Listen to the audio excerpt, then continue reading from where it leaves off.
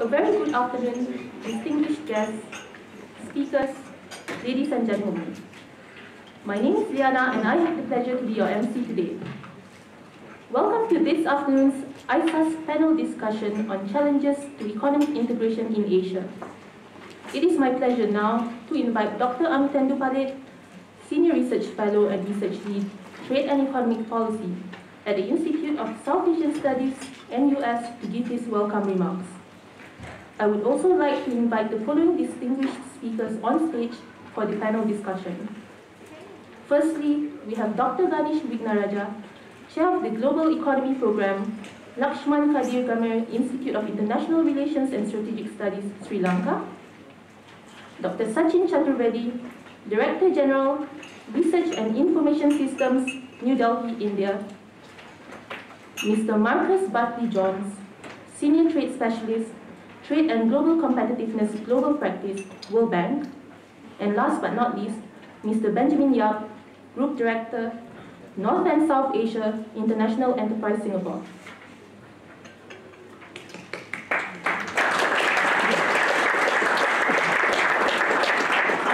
I will now hand over the session to Dr. Amitendu Palit, who will be chairing the session.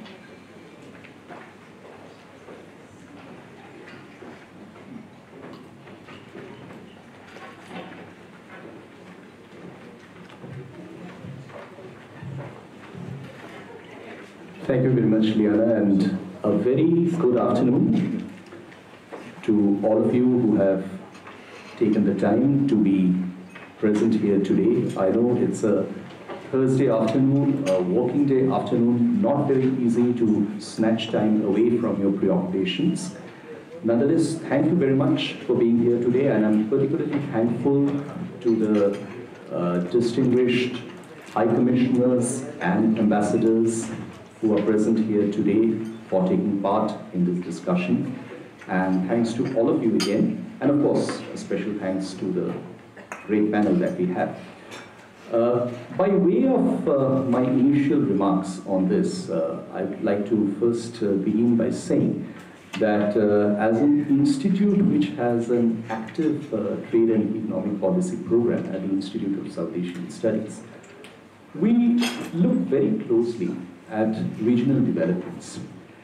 And of course, we are located in a part of the world which can in no way be separated from the larger global trends that are surfacing in different parts of the world. So whatever happens in the US has some ripple effects in this part of the world, not to talk about things that happen in China, and also, nonetheless, what happens in Europe and Africa. So probably as things go and as the context provides, Singapore's probably the most ideal location to have this conversation on what are the challenges to economic integration in Asia. We look at this from the prism of an institute which is not only considering the fact that economic integration of Asia is important, but also in view of the fact that economic integration in Asia is not a new concept. It's been happening slowly, steadily, perhaps over a period of time. But today we have reached a stage when this whole concept of economic integration is encountering a multitude of complexities. And that complexities arise from a number of events that have taken place around us. It has happened from the fact that anti-globalization sentiments across the world have gained political legitimacy in a large number of countries. It has happened because of the fact that very substantive political changes have taken place in the region and the rest of the world. It has happened because of the fact that much as countries and regions have claimed that they are committed to regionalization, there has not been any abatement of inward-looking tendencies.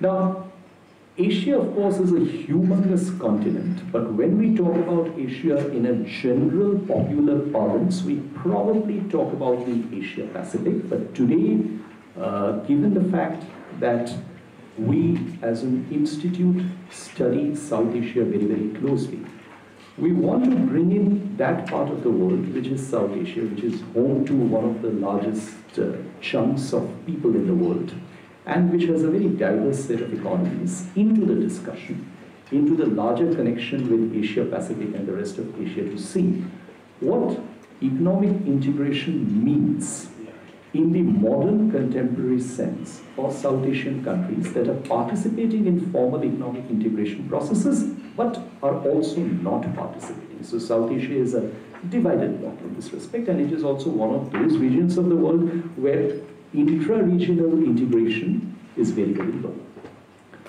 Now, I will try to just further add a few themes to this context before I invite my distinguished panelists to share their views on this. The first is, today's economic integration in a panoramic sense must factor in the issue of connectivity. Had we discussed this 3 or 4 years ago, we wouldn't have probably emphasized as much on regional and continental connectivity in the process of economic integration as we have to do it today. And the game changer has been the One Belt, One Road initiative that has been proposed by China. And there are other alternative initiatives which my panelists will allude to, which are all coming up with the larger principle of hastening economic integration. And those initiatives have to be now taken on board when one thinks about economic integration in a cohesive fashion. The second point that I would want to allude to is the fact that today we are probably witnessing a scenario in many parts of the world where the benefits of economic integration are being questioned, not because they are being strictly synonymous with economic globalization, but also because economic integration, even through the process of trade agreements and bilateral deals, have probably not been as uniform in the population of their benefits for all segments of society and people as they would have been. So, the resistance to economic integration becomes very large, and the challenge for most countries, and particularly countries in Asia, is probably to look at an inclusive solution to economic integration. And finally, I would like to end with a very topical development that is going on, has been going on for some time, and I'm alluding to the discussions that are going on the Regional Comprehensive Economic Partnership, which is in many respects, and after the US withdrawal from the Trans-Pacific Partnership, is the largest FTA that is being negotiated across the world in terms of the population and the economies that it covers. We have had 19 rounds of negotiations on the RCEP. The last round of negotiation concluded in Hyderabad in India last week. But the fact of the matter is that this agreement continues to be subject to an enormous variety of challenges in terms of going ahead. And that probably symbolizes the challenges that the RCEP is facing. It symbolizes in a nutshell the very many challenges that economic integration continues to encounter in the Asian continent. So I think I have tried to lay out a broad lay of the land when we get to the core of the discussion. And having said that, I am now very happy to invite Dr. Ganesh Wignaraja, Chair of the Global Economy Program at the Lakshman Kadirgamar Institute in Colombo. And this is only since a month. Prior to that, Ganesh has had a very, very long career in the Asian Development Bank, and you, of course, many of you know of him for his work on connectivity and trade. Ganesh, yours please.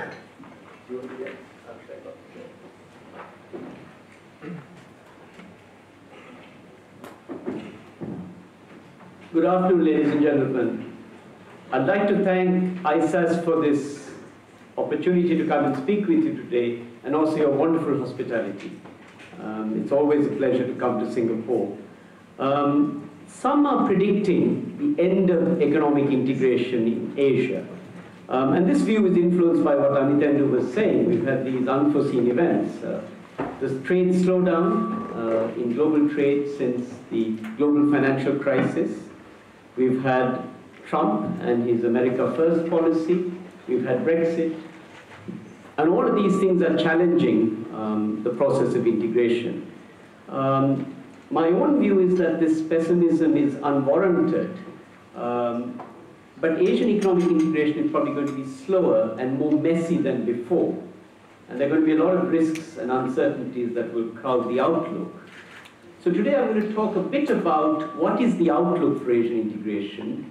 And I'm going to try to focus on three sort of specific issues. I'm going to talk a little bit about trade growth in Asia and what people are expecting for 2017.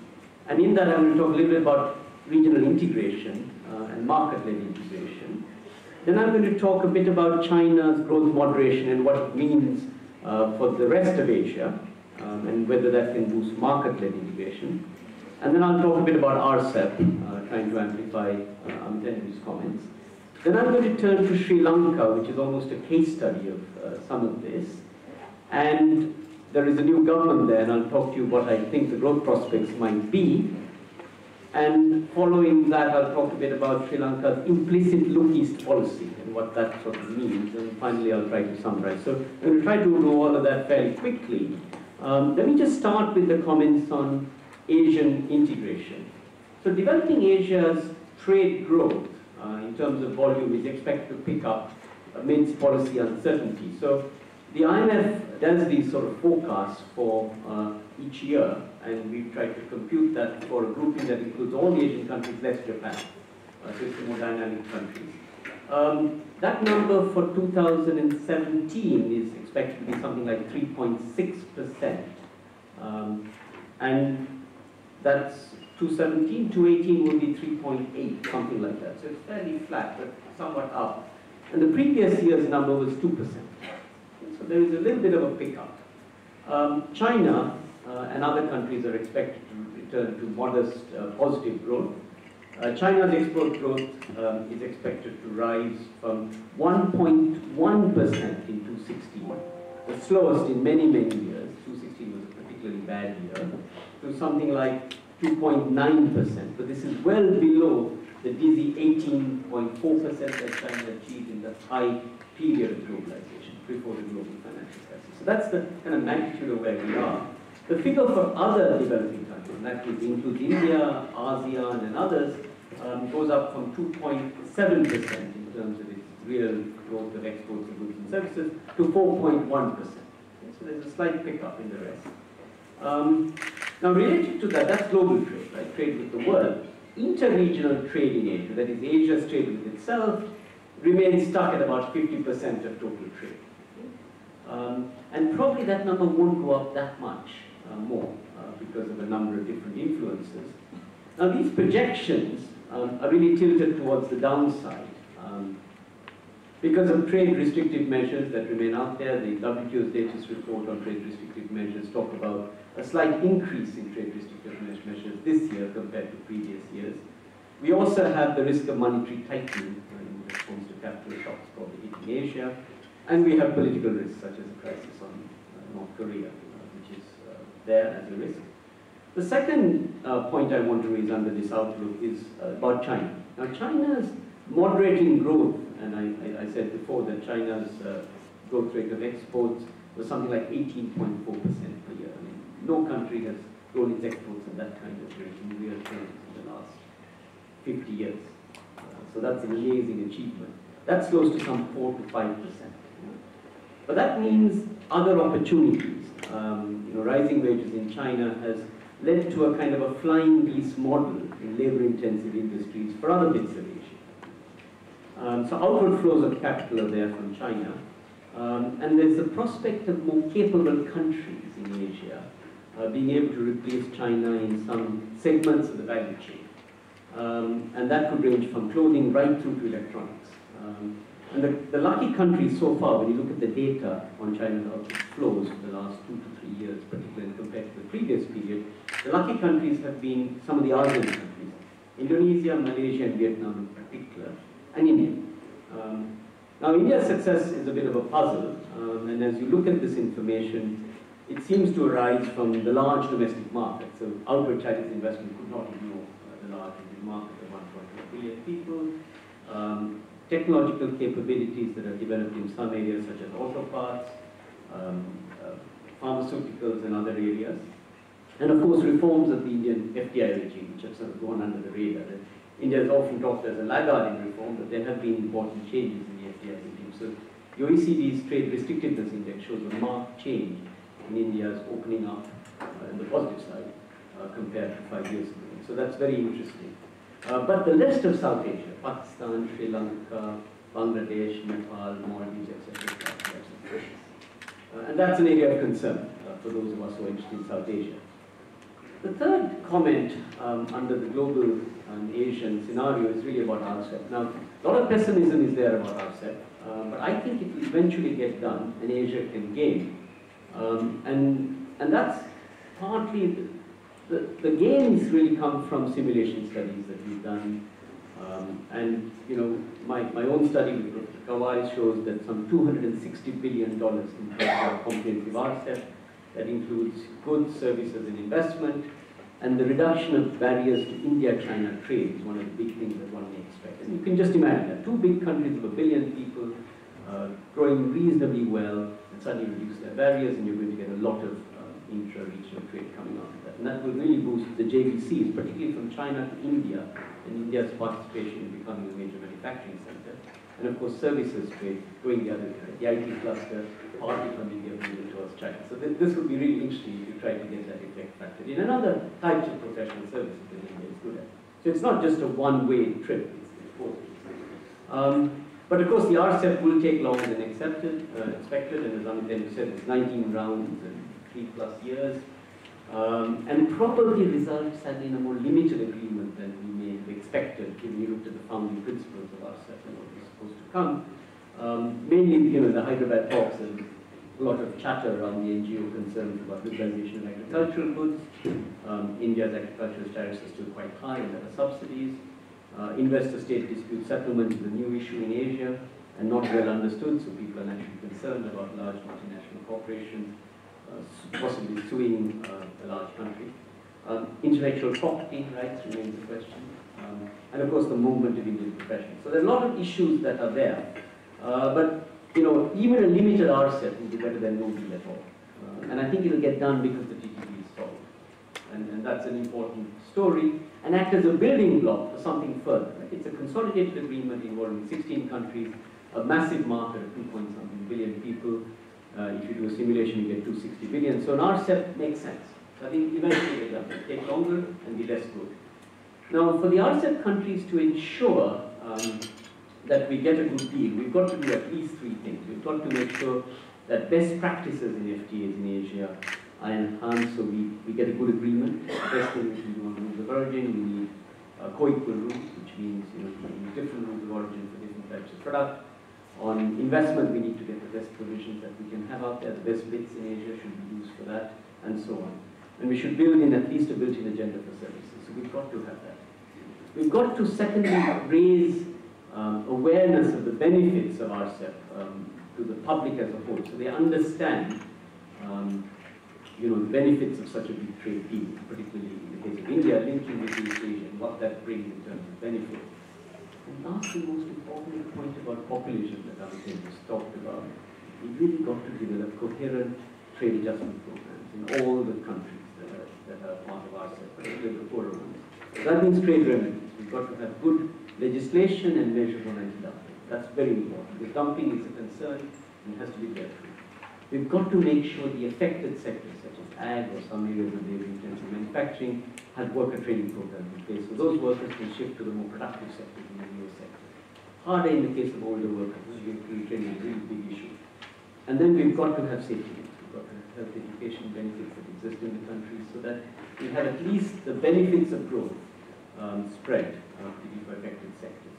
Let me just give a few comments on Sri Lanka integration efforts. For those of you who may not be aware much of Sri Lanka. Sri Lanka is best characterized as a small, open, post-conflict economy, in my view. And the open bit comes from economic reforms that were there since 1977. Right? So it's the first country in South Asia to open up, and arguably the most open in South Asia.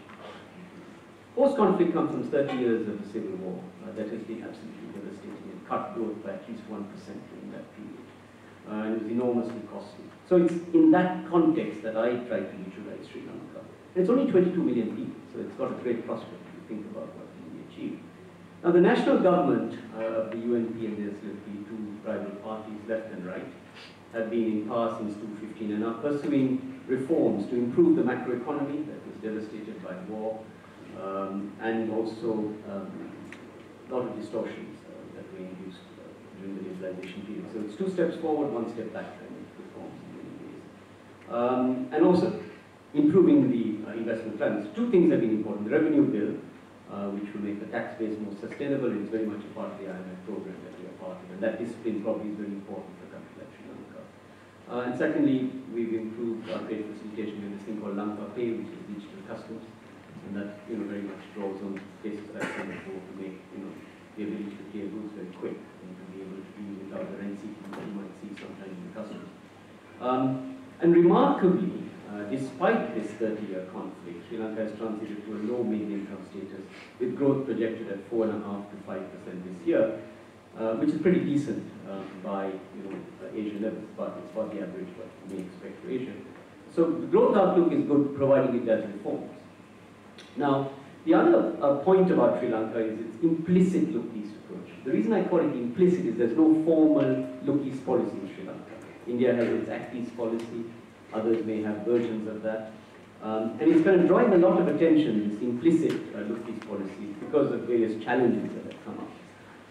Hambantota Port is one aspect of that, and that's the infrastructure-based initiative. It's a deep water port in southern Sri Lanka, which is very much a part of China's One Belt, One Road region initiative. Now, the story is a very simple one. The previous regime under Rajapaksa built this port largely as a state-owned venture with China's help. And it cost $1.5 billion, I believe, and it became a classic white elephant in the self-development sense. Port in the middle of nowhere with no ships there. Pictures of you. Lots of terminals, lots of bottom kit, no ships. There was a rock in the middle of the port the Chinese had to blast afterwards. I believe there was no feasibility study. I'm still checking, but there was a very old one, no technical feasibility study done. That tells you the Russians, the government was going to deal. And it's been making operating losses of $500 million in the period since 2012 when the port opened.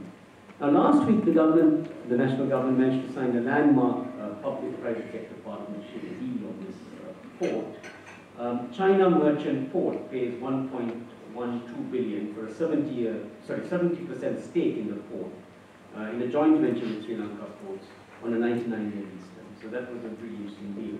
Now, on the positive side, the deal provides for risk sharing. So the previous days, the risk was largely taken by the Sri Lanka state, the taxpayer. Today, the Chinese company takes a huge part of the risk. And it reduces the debt burden to Sri Lanka, because this brings also revenue for Sri Lanka, and also strengthens the reserves. Now, it's much more than a port project. The press talks about it like a port, but it also has a free trade zone attached to it. And they're expecting Chinese companies in 4 or 5 major segments, including cement, minerals and other areas, and possibly some labor-intensive segments to come in. Now, that's, of course, far down the track when it's foreign direct investment. Now, Hambantota will be a commercial port which would eventually link cross-border trade across the Indian Ocean and stretching to East Asia, Europe and Africa. So it's a very ambitious initiative, and it's currently one of the deeper ports. I believe it's on par with Trincomalee eventually when it will get done, but that's another story. Now, on the security side, there was also a big concern at Hambantota, which was that the Chinese Navy, I think a couple of years ago, sent a couple of submarines that stopped, and there was a big hoo-ha about that. Of course, geopolitical concerns in the new agreement on paper are addressed, because any routine naval calls by foreign navies will be regulated solely by Sri Lanka. So that was also part of the story going forward. Now, the risk is we'll have to see whether the free trade zone materializes. So we have more than just a port, but we have a private company, China Merchant Port, which is an enormous multinational behind this, and they have been sent to try to be profitable. On the geopolitics, we'll have to see about the pressure from China regarding savings and other things from submarines and other types of ships. So potentially going forward, a better story, but risks. The second aspect of the implicit look-east strategy of Sri Lanka is the new FTA strategy towards Asia. The national government had been very ambitious, given that we had 5 rather limited FTAs before. One was SAARC, the other was one with India just on goods. I think there's one with Iran and so on. The new government wants to have one with China, one with Singapore, and one with And this is really part of a push to get more market access in Asia. The China FTA is very logical, right? From the Sri Lankan point of view. It will give market access and rules-based trade between Sri Lanka and China. That will certainly help Chinese investors get some comfort. My own wish is that this will be China providing us non-reciprocal, everything but arms access for Sri Lankan products. That for China is no big deal. And my gut is they will do it. Now, what does that mean? That also means possibly longer transit times for Sri Lankan firms compared to China. Non-reciprocal, which would be great. And the case I will make to Sri Lankan negotiators, that's what they should argue for, and not settle for anything less. Now, the Sri Lanka-China FTA will hopefully stimulate India to want to conclude a deep FTA with us. A dear friend of mine sadly perished recently, who was the leading trade negotiator of Sri Lanka. And he described to me that when they went to India, the third Sri Lankans, there were 100 Indians across the table, were very well prepared, we were. That's a hopeless scenario. You can't do highly hybrid practice between a large country and a small country. So what I've understood, the Chinese have been much more friendly. And one hopes that India will follow suit by granting FTA deep access to Sri Lanka. Now, the Singapore agreement is an interesting one. And it's wonderful to be here. And that should provide rules-based trade and investment which will benefit the 350 Singaporean companies that do business in Sri Lanka. I know it's 350 because we sat in a few and two companies that do business here. And it was very, very important. And this will help link Sri Lanka with 600 million ASEAN market. And we also hope that Singapore will do more than that. Will help Sri Lanka get observer status of ASEAN as a prelude to joining us. The reason I say this was that some years ago, there was a brilliant Sri Lankan politician, some decades ago, who said no to ASEAN membership. Brilliant decision of us. So sad, right? South Asia's tragedy. So we hope that this can act as a steer for us as we go forward. Now, the last kind of point about this is what impact will it have on the actual trade and investment flows. Sri Lanka's trade and investment is dominated by the EU and Europe as of today. So in 2016, the EU and US account for 58% of our exports and some 1/4 of our inward FDI. Dynamic Asia, that is China, ASEAN, Japan, and Korea, accounted for some 11% of our exports and 18% of FDI.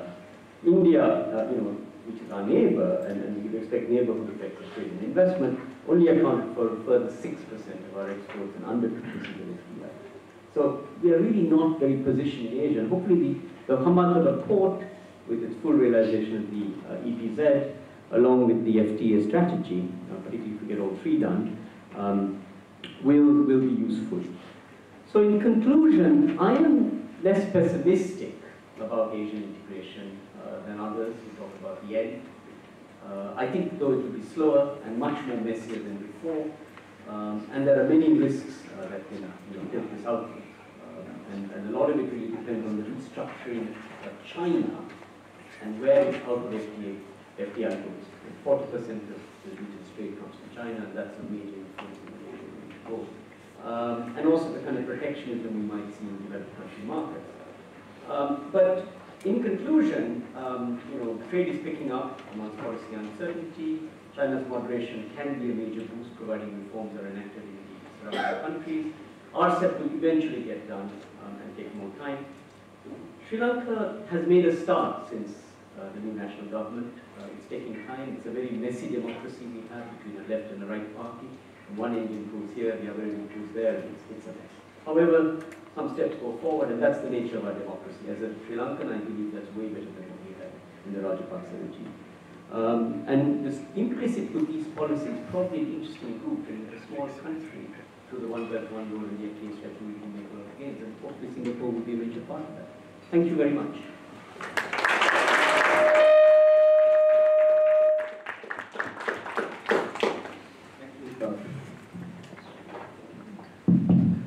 Thanks, Ganesh. I think that was wonderful. You covered an enormous amount of ground, and you have touched upon subjects and themes which we are going to come back. So, no respite for you on that. We are going to come back and we discuss, and you're in the Q&A. So, from my right, I now turn to my left, a dear friend, Dr. Sachin Chaturvedi, Sachin Chaturvedi is known to almost all of us who have been looking at regional trade and Indian trade issues. He is now the Director General of the Research and Information Systems in Delhi, one of the most premier research organizations of the Ministry of External Affairs in India. Sachin, thank you very much for being with us today. Thank you. Thank you. Thanks a lot, Amitendu. At the outset, I must thank ISAS for this opportunity, and of course, I think Ganesh has set the broad tone in terms of how we address the issues related to regional integration. The point that you mentioned in the beginning in terms of how the global scenario is unfolding and its imperatives for Asian integration, and of course for the challenges that we face in the region, are absolutely clear. I think Ganesh also amplified that when he was saying Brexit and Trump. I think it's absolutely clear how Asia is placed now in terms of providing the growth leadership that is required. The processes are of course going to be extremely challenging. How the regional integration moves forward, what kind of measures we undertake at the national level. Some of the issues that you mentioned related to RCEP, I think, are going to be extremely important. The fact that in Hyderabad last month we had detailed discussions about RCEP, we are set for the next stage within the process, I think is absolutely essential that we have this overarching framework to justify the kind of integration efforts that we are looking for. The fact that ASEAN is celebrating 50th anniversary this year, and the associated expectations for ASEAN's own centrality in the so-called Asian century, I think is going to be extremely important. It is also important for us to see how specific dimensions of RCEP are addressed. And here, of course, the peak tariffs that we are trying to address and where the debate is hovering around is important for us to be addressed. But also important there is to bring in the dimensions which, according to the changing production pattern, where you find goods and services getting converged. And that convergence in terms of how we address the multiple borders and of course the goods which are coming out of the convergence of trade and services is really addressed. In Hyderabad, we had at RCEP we had detailed discussions in terms of appreciating the fact that it's not just financial services and air services, but we also find business services which are getting embodied in the traded goods. And that, I think, is an important dimension for us to address. I think the emphasis on connectivity is absolutely essential. In India, we are going through this major policy change, which is all-encompassing in terms of trade connectivity. The dimension is also getting further highlighted when India has introduced GST and just a week from now, Nepal, which is one of our neighboring countries, is also exploring how GST would have a spillover effect on our neighboring countries. So from that point of view, I think the policy measures which are coming in are also in terms of trade, but they are also in terms of investment.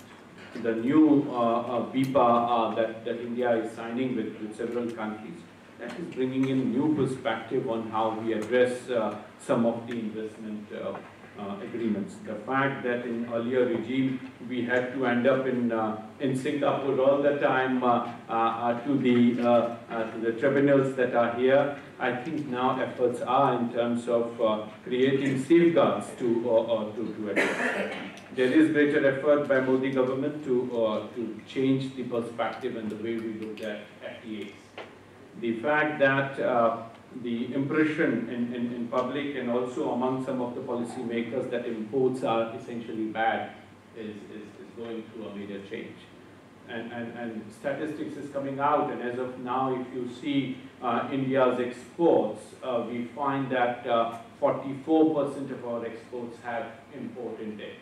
So even if we have trade deficit, and this was one point on which India was stuck in RCEP negotiations, where India was articulating this position that with China, the huge trade gap that we have of almost $70 billion is largely because of the trade gap that we have, and as a result, ASEAN member countries would not be given access at par that China was anticipating. So from that point of view, I think perceptions are evolving, and with the Modi government, I think the confidence within policy making and setting the benchmarks right is something which is going through major transformation.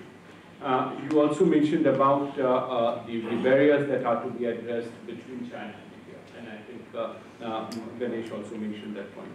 My point here would be in terms of if you see the SPS and TBT measures, you find that specific initiatives are there by China in which market access is not that easily available. The fact that the non-tariff barriers are actually multiplying over the years is not something that only India is facing, but several other countries have reported, and WTO in its own report has pointed out how they have proliferated over the years.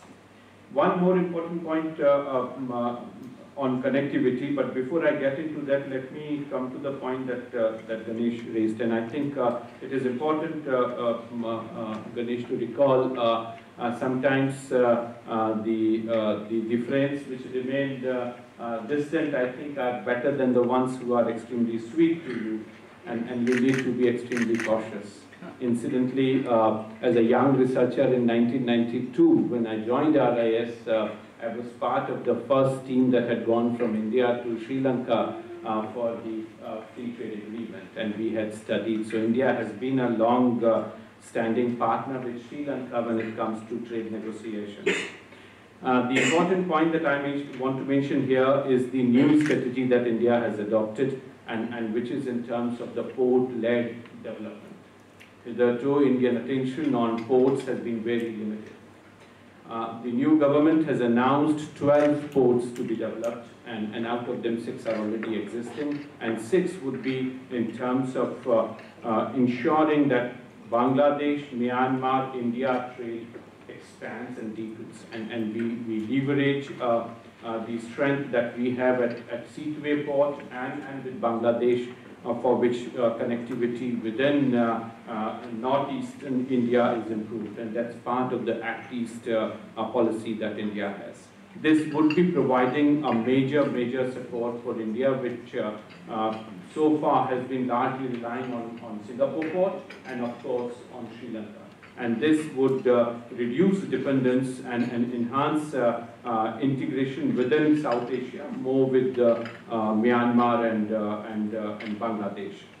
As far as development finance is concerned, I think it is also important for us to see that regional integration cannot be solely dependent on loans and debt. And this is something which is coming up as part of development finance. And that development finance component is absolutely essential for private sector to find it lucrative to invest. What are the areas which are coming in? And here, India-Japan partnership is trying to give us the dividends that we were expecting for pretty long. The fact that the two Prime Minister Abe and Prime Minister Modi, have announced Asia-Africa Growth Corridor is providing huge opportunity for companies which are engaged in telecommunication and other upfront areas in which several corridors are coming in. The Delhi-Mumbai corridor, Chennai-Bangalore corridor, East corridor connecting Kolkata and Kanyakumari, DFID-funded Mumbai-Bangalore corridor, ADB-funded Colombo-Trincomalee corridor. The fact that these corridors are largely funded not just by loans, but also have grant component, and this is providing breathing space, which is giving private sector the leeway that it requires in terms of connecting various clusters which are coming in. Like for instance in Maharashtra, Mumbai, Chennai, and Kolkata, three broad centers. They have come up with their own centers in terms of how we look at Pune, Nasik, Satara, which is an auto component. Now, this sector had to be connected with Delhi-Mumbai corridor, where most of the Japanese firms are. So as of now, almost 3,000 small and medium enterprises from Japan which have invested across this Pune, Nasik, Satara auto cluster. Then Chennai, Bangalore, Sri City, which is another automobile and auto cluster which has come in. The third important cluster which is coming in is around Nimrana, where again most of the Japanese firms are concentrated, focusing on production of heavy engineering and light engineering goods. So how you create domestic economic growth and create jobs and then link them up with these corridors. It is absolutely essential how some of these capacities are unleashed and then we connect with the ISAS and bring in the dimensions which are related with the Heart of Asia process, getting into Central Asia. So if Chabahar port becomes operational with Iran, you provide seamless trade with Southeast Asia, South Asia, and Central Asia. And that large sort of spectrum gives you the opportunity in terms of connecting how we look at the port-led development strategy as a central pivot in terms of addressing the regional connectivity issue. There is also an important dimension here in terms of how policy focus comes in. And that's where you require development finance to be addressed. The point that I was trying to raise in terms of reducing indebtedness, the fact that Sri Lanka had to go through this process in Hambantota port is a clear illustration. And Ganesh, I would like to draw your attention on what happened with Djibouti. And Djibouti, within 10 months of the port coming up, it became a military base, which has geostrategic and geopolitical imperatives. I would really hope South Asia would remain more stable and more committed in terms of creating local jobs without getting into too much of debt. And that, I think, is important for us to see how growth corridors come up, where small and medium enterprises are addressing the larger question of economic growth and opportunity for creating support mechanisms for countries to have their say and their scope for economic growth. Last point is in terms of how we process this in terms of connecting institutions. And this, I think, is absolutely important. In terms of regional integration, I think, and as somebody who has been focusing India for last more than 25 years, we have seen how we have lost out on several deals. Yesterday I was in Japan and we had detailed discussions on India-Japan FTA. My institution has also reviewed India-South Korea FTA. And we know how we have been unmindful of certain imperatives because various arms of the government are not interlinked like many other countries have. And this is the time for South Asia and the institutions which are there in South Asia, particularly think tanks. They, I think, have the responsibility in terms of providing policy coherence that is required when we are moving for regional integration. So in my view, the challenges of regional integration in Asia would largely rest on our recommendations which are providing policy coherence which is needed. There is no point in ending up with opposition to specific FTAs. Reference was made to safety nets. That is perfectly fine, but you don't end up in such a situation is also something that we can take care of. Thank you.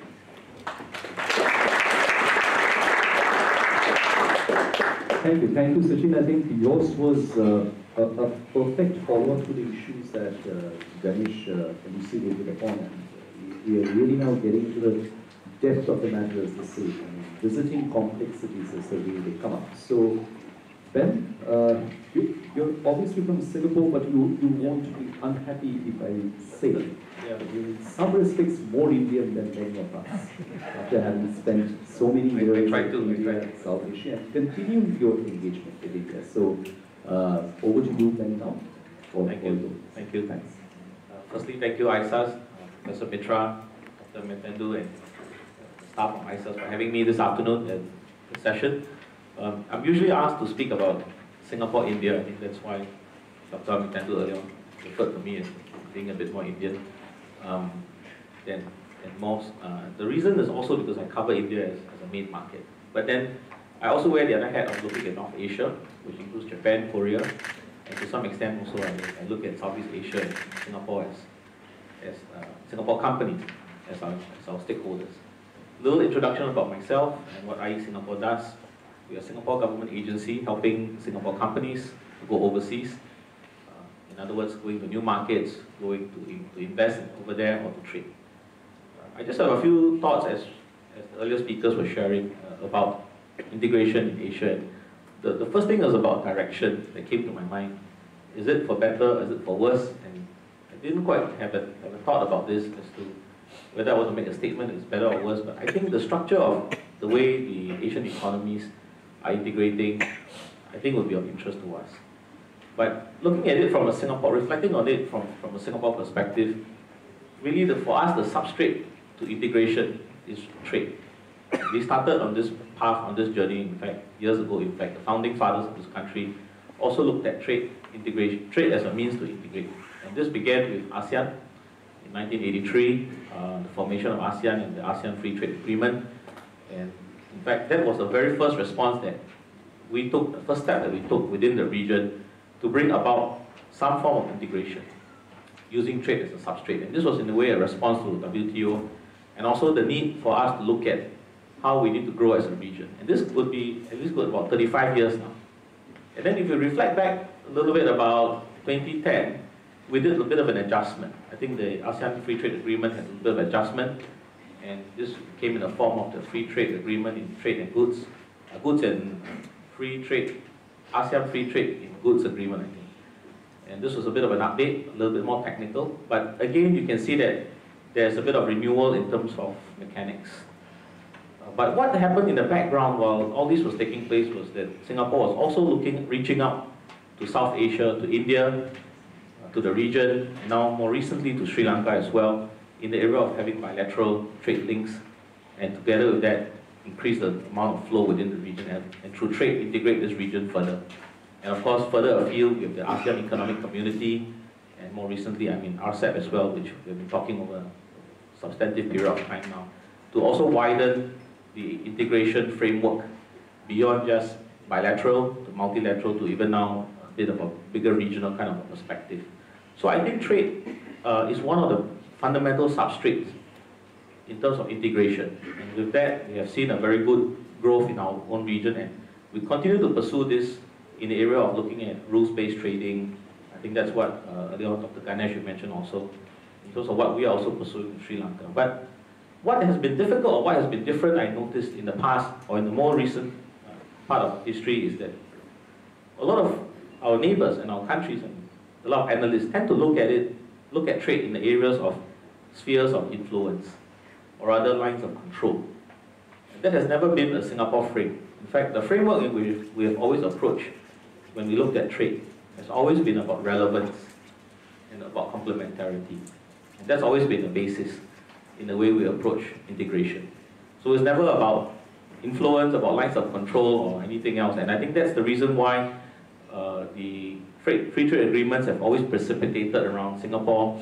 It's always been fairly easy to sign an agreement with Singapore, also because firstly we are a bit small, we are no threat in terms of exports and all that, but also because we have pursued trade or pursued integration under this framework of relevance, under the framework of sharing, of complementarity. And I think if we continue in that spirit, and we see trade facilitation in this spirit, I think things would go a lot quicker. So I do lament the fact that trade has been a bit sluggish because of externalities, and also the same, that trade facilitation could be better and all that. But I think fundamentally it's also a question of how we see the complementarity of our markets. So let me just highlight a few interesting examples here. Interestingly enough, when I did a quick search, I discovered that there were about over 1,000 or 2,000 startups in the region, when you combine the Southeast Asian region and all that, including India, Southeast Asia and all that. that are actually raising funds out of Singapore. But the beneficiaries of the funds are not Singaporeans or the Singapore economy. The beneficiary of these funds flow into the neighboring countries.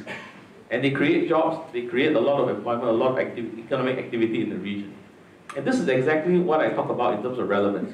We are relevant in terms of as a good jurisdiction for raising capital, ease of funds flowing in, movement of capital. We are not necessarily the biggest market, but the markets around us benefit from it, from this particular kind of integration structure. There's not much treaty surrounding this, if you think about it quite carefully, but yet the private sector has moved in very quickly to use this architecture. So I think if we approach integration in this kind of a mindset and we look at it in this frame, we will start to see opportunities. If we look at it in the terms of spheres of influence or lines of control, then the picture could be different and our views could be a bit more pessimistic. So I'd rather focus a little bit about structure and looking at structure and looking at what is complementary and what is relevant. So that's the first thing that I wanted to mention. In terms of multilateral, I think Singapore now, you can see we have begun to kind of take a back seat a little bit in terms of some of the multilateral agreements, in terms of pushing it, because it really is a very wide area of cooperation, and we don't move everything by ourselves, and we have to march according to the rhythm of everybody and every other party, and I think that's also why it's a little bit less than desired. You know, the Singapore work ethic is always, we decide today is to be done tomorrow. So I think it does, some of my colleagues who are negotiators in the free trade agreements and all that, often feel rather frustrated because they feel that things could move faster. But yet they also we realize that it's important for us to respect our neighbors, respect our counterparties, and move together rather than move alone. So I do think that that's one area that has already been growing, but I think there's still room for a lot of bilateral discussions that we can do. With India, we are in the process, or rather, although it's CICA review has kind of reached an impasse, but again, there have been fresh talks. Both India and Singapore have not given up, and I think continue to discuss even at the highest levels. With Sri Lanka, we are very active, very keen to pursue the FTA, as I understand. Sometime by the end of this year, we should have an FTA signed. I think Dr. Ganesh, I'm not sure if you share the same view. I'm pretty optimistic that we are about to reach there. But even having said that, we are also careful about the relevance of what an FTA between Sri Lanka could bring. The bilateral trade between Singapore and Sri Lanka stands at about 2 billion. And of the 2 billion, it's a huge imbalance. We export about 1.9 billion into Sri Lanka. It's largely machinery, petroleum, and all that. And we import about 132 million. So it's a huge imbalance. From our point of view, this is a bad thing, because we don't like to be in a surplus. We rather look at the balance of trade between the two. So I think it's important, I would say, for us, if we want to look at Sri Lanka coming on board and being integrated into a larger community, it is important for Sri Lanka as a country to activate its domestic economy and begin exporting, begin supplying. Because then the balance of trade would then also help the position in terms of current accounts and all that to be a bit more balanced as well. And therefore, it will help both Sri Lanka, it will help Singapore, it will help the region. But we think that as a start, we should think about how we can activate in the area of not only trade, but also look at the area of investments to see how the particular bilateral link will also bring along with it investments into Sri Lanka to activate economic activity or to kickstart growth. And I think that's something that I look forward to. I think that's something that we're very keen, but just a bit of that. But now building on the linkages that we're building on trade, both bilateral and multilateral, let me talk a little bit about company partnerships. The overlay to trade is really commercial activity, and this is about companies going to different countries. And in ASEAN and in Asia as a region, most of our companies tend to move within our backyard, which is Southeast Asia. Although it's a little impolite to call Southeast Asia a backyard, but within our neighboring partners, Indonesia, Malaysia, Thailand, Vietnam tend to be the bigger, the more popular countries our companies go to. And I think in this particular space, it's rather fragmented. And we have been thinking about within the government as to how we could bring closer partnerships between some of these investment destinations. And here I'd like to offer one or two ideas for us to discuss today and also tomorrow. The first idea is that if we look beyond trade, which is movement of goods, there's also another new dimension to integration within Asia, and that is integration of ideas, integration of innovation.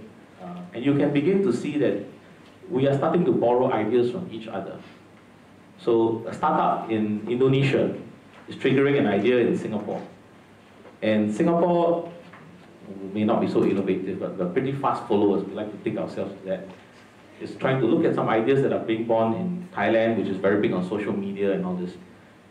Some of these synergies have been yet to be fully fulfilled or fully optimized. But we are already seeing a lot of movement by companies going to some of these countries. And you are seeing, for example, in the area of co-working spaces that are springing up all over Asia, you're finding entrepreneurs in Singapore that are sitting somewhere in Bandung, and you're finding someone from Cambodia sitting in Singapore trying to start a company. And some of these flows, some of these things are not really captured by governments or really facilitated by governments, but it's very exciting flows. People are coming together to meet each other. So I offer one idea that beyond what we're trying to do at trade, within treaties and various jurisdictions, there's the people-to-people kind of integration that is taking place. And it's a lot quicker than what we can understand and what we are trying to grapple with. But it's beginning to be very powerful. And some of the companies and some of the commercial ideas that come out from these linkages, I believe would be spin-offs that would create a lot of enterprise value in the next decades. So I think this is something that we are thinking about. Not quite sure if we are able to capture the value here, but we're beginning to see very unique kind of value propositions coming up from it. For example, medical tourism is one. You tend to think of regional medical tourism, but there probably is a website you could go to find out where the best dentist is. It may not be in Singapore, it may be somewhere else in the region.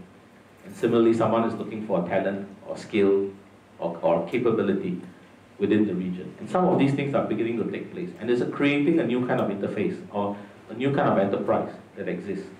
So I think this is exciting, but this is something that is beyond the realm of trade and investments, but in a new area that is largely powered by the digital domain and digital connectivity, which we have yet to fully understand and fully capture in terms of value.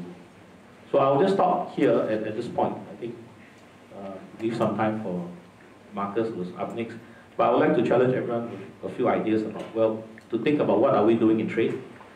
Can we do more in trade or not? We seem to have reached a particular point where everybody looks at it, but we don't seem to be moving, so that's one thing. But no one wants to be alone, but yet no one knows how to move together.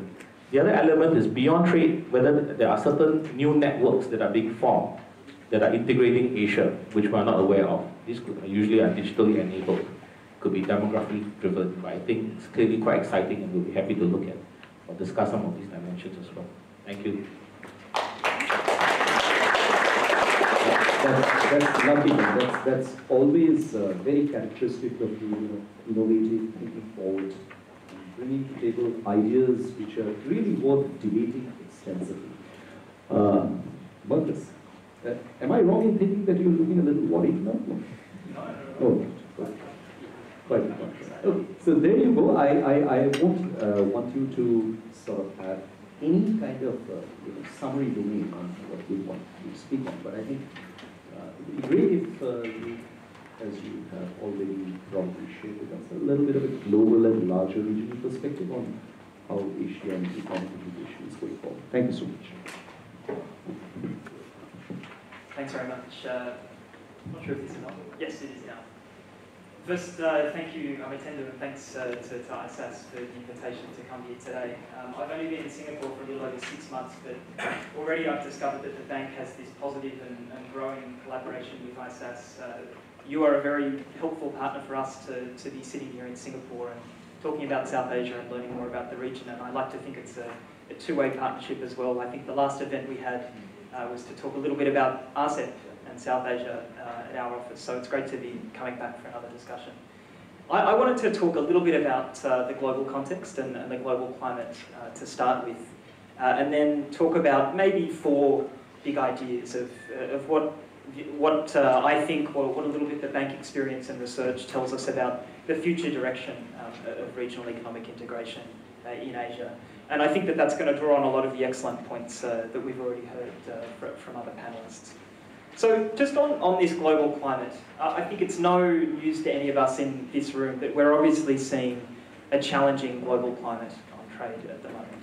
And in this challenging global climate, it's probably worth us reminding ourselves why we're talking about economic integration in the first place. What are these fundamental arguments for why economic integration is an important force for development, for poverty reduction, for growth? And do these arguments still hold true? We certainly think at the bank that there's no trade-off between growth and development and openness to trade. And we've been making that case very, very clearly for a long time, but recently as well. But what are some of the specifics in the global climate? One thing that I'd like to touch on that we've heard mentioned a number of times already is the global trade slowdown. This is something that we've focused on a lot, the IMF, the WTO, many researchers have looked at recently. I think there's a little bit of a sense at the moment that because we're seeing a little bit of a restoration in the positive direction in trade growth at the moment, that we might be out of troubled waters in terms of the slowdown we've seen on global trade growth in recent years.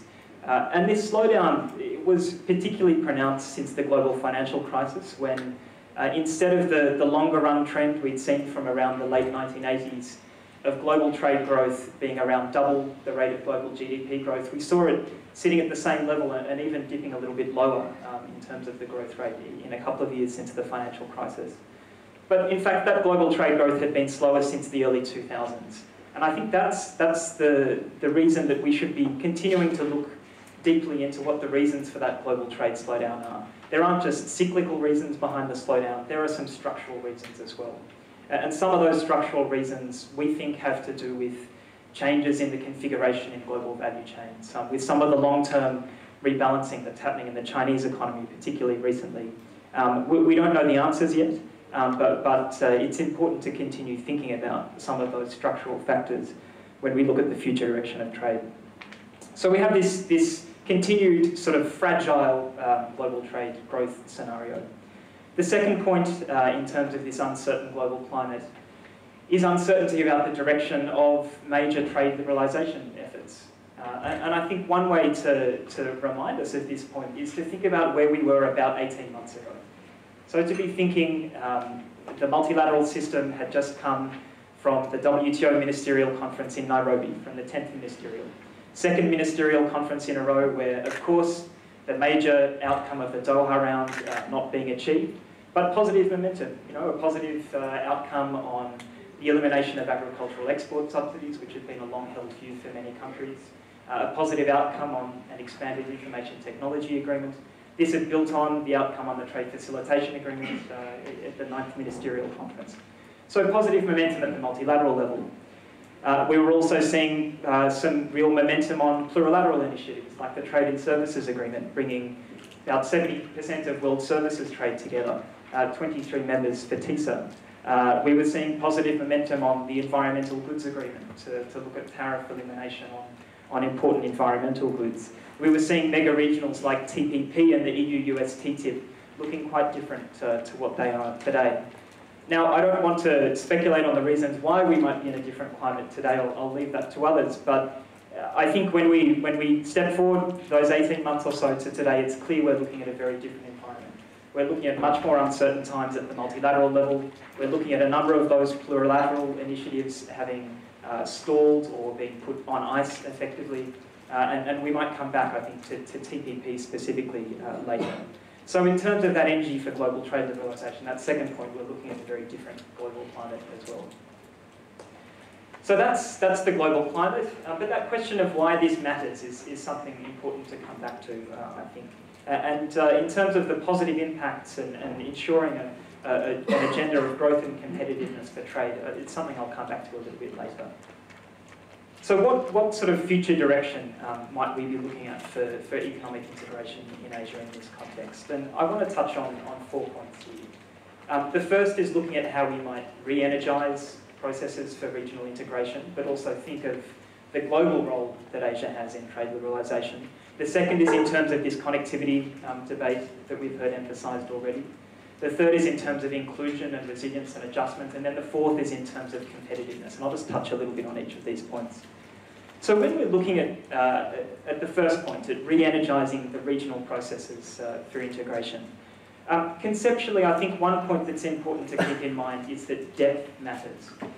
We heard Ganesh, for example, talking about the modelling of what a potential RCEP outcome might deliver. And he used the phrase a comprehensive outcome. And these are the sorts of things that we often talk about when we talk about the outcomes of agreements. But it's incredibly important to emphasise these points.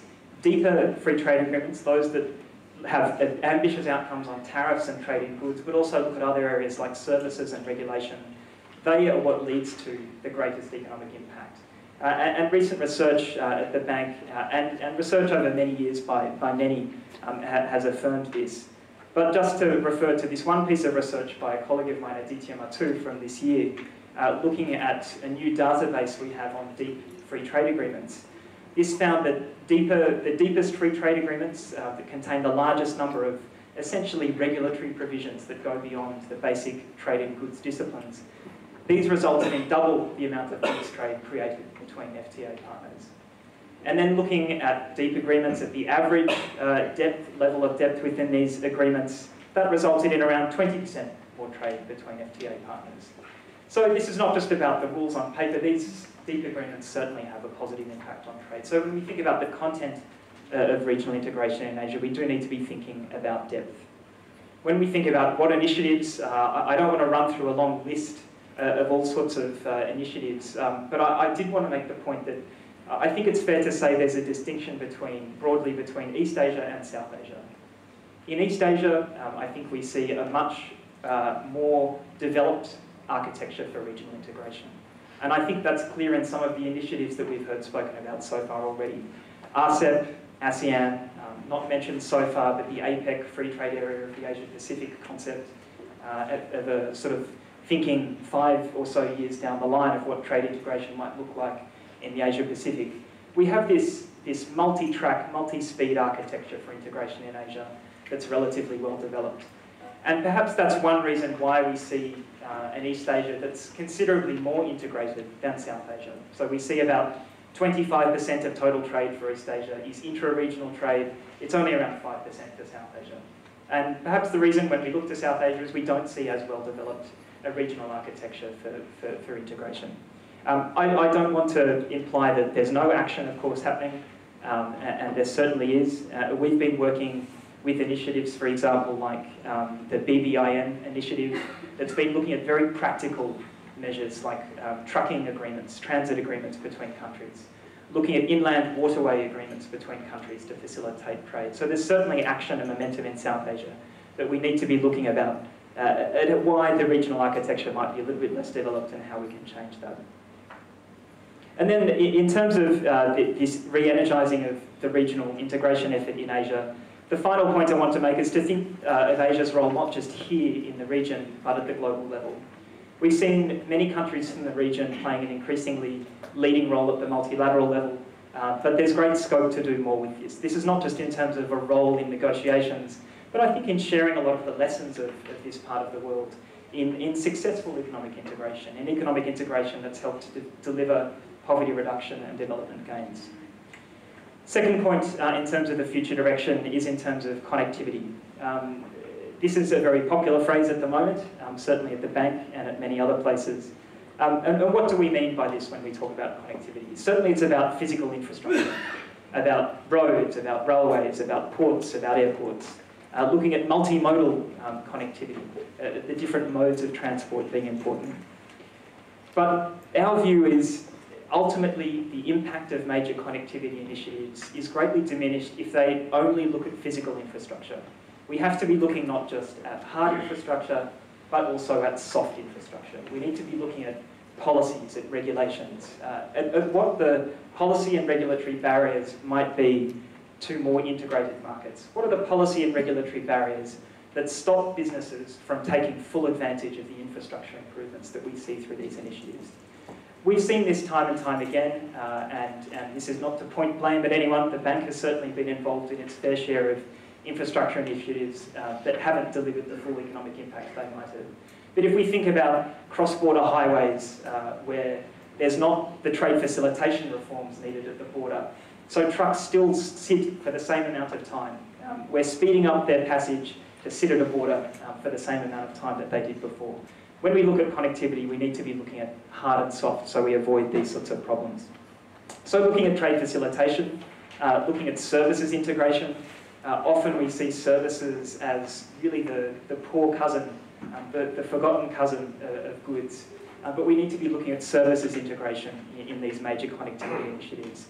And in terms of specific aspects of services integration, looking at, for example, what are the commitments that countries are making on transport and logistics services?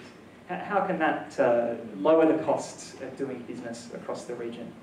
Looking at issues like competition policy, if there's not enough competition in that transport, logistics, distribution industry within countries, how might that stop any cost reduction through connectivity initiatives and getting passed through to firms and consumers? So, second big point on connectivity, it's great, let's look at these connectivity initiatives, but let's look at hard and soft infrastructure. And maybe in the discussion I might come back, Amitendu, to a point that was made earlier about financing these connectivity initiatives, because I think it's a really important one. Third big point that I'd like to make in terms of the future direction for Asian integration is to be thinking about how we can bring a stronger focus on inclusion and resilience in Asian integration efforts. I think we at the bank are looking at the moment, and with other international organisations as well, at the request of G20 leaders, we put out a report for G20 Sherpas this year, looking really at these issues of adjustment and openness and trade, that looked at the evidence to date and started thinking about some of these issues. So we have been doing this process. We think it's important for the region to be doing it as well, and we're doing what we can to help. But learning from some of the negative sentiment towards trade in some advanced economies that exists at the moment, where the reasons for this are very complex, but it does seem like one possible reason comes from this significant increase in import competition in certain sectors where there have been losses that have been concentrated, particularly in the manufacturing sector in some advanced economies, and that seems to be linked to some of this negative trade sentiment. So it's important for Asia to be thinking ahead about some of those lessons that some advanced economies have had from the process of economic integration, and thinking about how that can be managed in this region. Whether it's from import competition and openness, or whether it's from technological change or other economic shifts, those changes are certainly going to happen in this region, and we need to be thinking about what to do to manage them. And here I don't want to list a whole lot of policies, but it's in terms of labour market policies, both active and passive, looking at education and skills, and I'll come back to this, looking at targeted adjustment assistance programs like the trade adjustment assistance programs that some advanced economies have, even if the effectiveness of those, it's challenging to make them effective. Let me leave it at that. So looking at this agenda of inclusion, and I think looking at an agenda of poverty as well. We've seen massive gains in terms of poverty reduction, especially in East Asia, with trade having played a very important role in that. But it's certainly unfinished business. We see too many people living in extreme poverty in many countries in the region who are perhaps excluded by geography. They might be living in remote regions within countries. They might be excluded because of ethnicity, being in ethnic minorities. They might be excluded because of gender, where gender biases in the economy and gender inequality preclude them from maximising the opportunities created through trade. But it's important to be looking at what sort of policies we have to maximise the opportunities created through trade for the extreme poor in the region. And I think this is particularly a challenge for South Asia, where we see still much higher levels of extreme poverty than in East Asia. A lot of that is about a domestic policy agenda of connectivity to markets internally, of getting away from just looking at trade at major gateways of ports and airports. The final point I wanted to make is in terms of a competitiveness agenda. And I think this comes a little bit to some of the points that Ben was making about looking at what firms are doing, what businesses are doing, looking at innovation. It's very much our view that those countries that are able to open most successfully and harness the gains and are best able to manage the adjustments that come through trade are those that are growing and competitive. And I think this intuitively makes sense. If an economy is growing and creating jobs, it's the type of economy that's going to be able to benefit most from trade openness. So when we look at policies of openness and regional integration, on the one hand, on the other hand, it's at the same time very important to be looking at these pro-competitiveness policies. So education, looking at, there's been this big focus in Singapore certainly, but in many other countries on STEM education, but looking also at some of the softer skills of empathy and communication as well, that these are the skills needed in the 21st century to really have a competitive edge. We think that needs to be part of this debate on openness. So an education and skills agenda, an innovation policy agenda.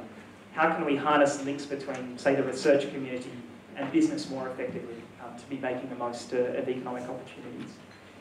Because it is those resilient, competitive economies that are going to make the most of openness. I think I'll leave it there. I know we've got many, many points untouched, but we have a lot of time, I hope, for discussion, and I look forward to coming back to some of those points then. Thanks, Amitendu.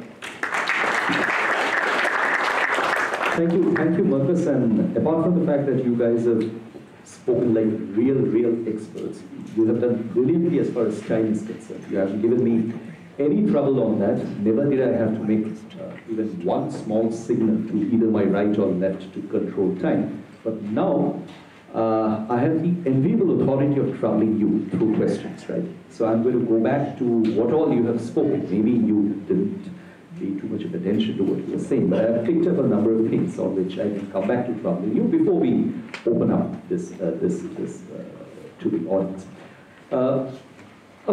I'm not going to kind of just address you individually on the themes that you have mentioned, but I'm just trying to draw a few points together, a few collective points on which I wanted your responses, and I'll probably go individually. Ganesh, you alluded to China. Of course, we can't talk about economic integration in Asia without China. The fact that Chinese economic growth is now on a different trajectory, a lower trajectory, the fact that exports growth in China has gone down, and we all know that China is changing its economic model to a more consumption and import pattern. And you also figured this out that, you know, as many of us have been anticipating, that the fact that China is trying to go up the value chain to more sophisticated production is going to create opportunities, labor-intensive opportunities in other parts of the world, including in Southeast Asia. Now, Ganesh, I want to bring this up as a matter of, you know, a discussion where the benefits of trade need to be put across convincingly to constituencies. You see, on one hand, we say that shifting in trade patterns is creating opportunities. And as far as labor-intensive growth is concerned, in Bangladesh, Vietnam, India. On the other hand, we see that jobs just don't exist. I mean, there are report after report saying that there are countries like Bangladesh, Ethiopia, India, including China, where jobs are just going faster than made the toilet.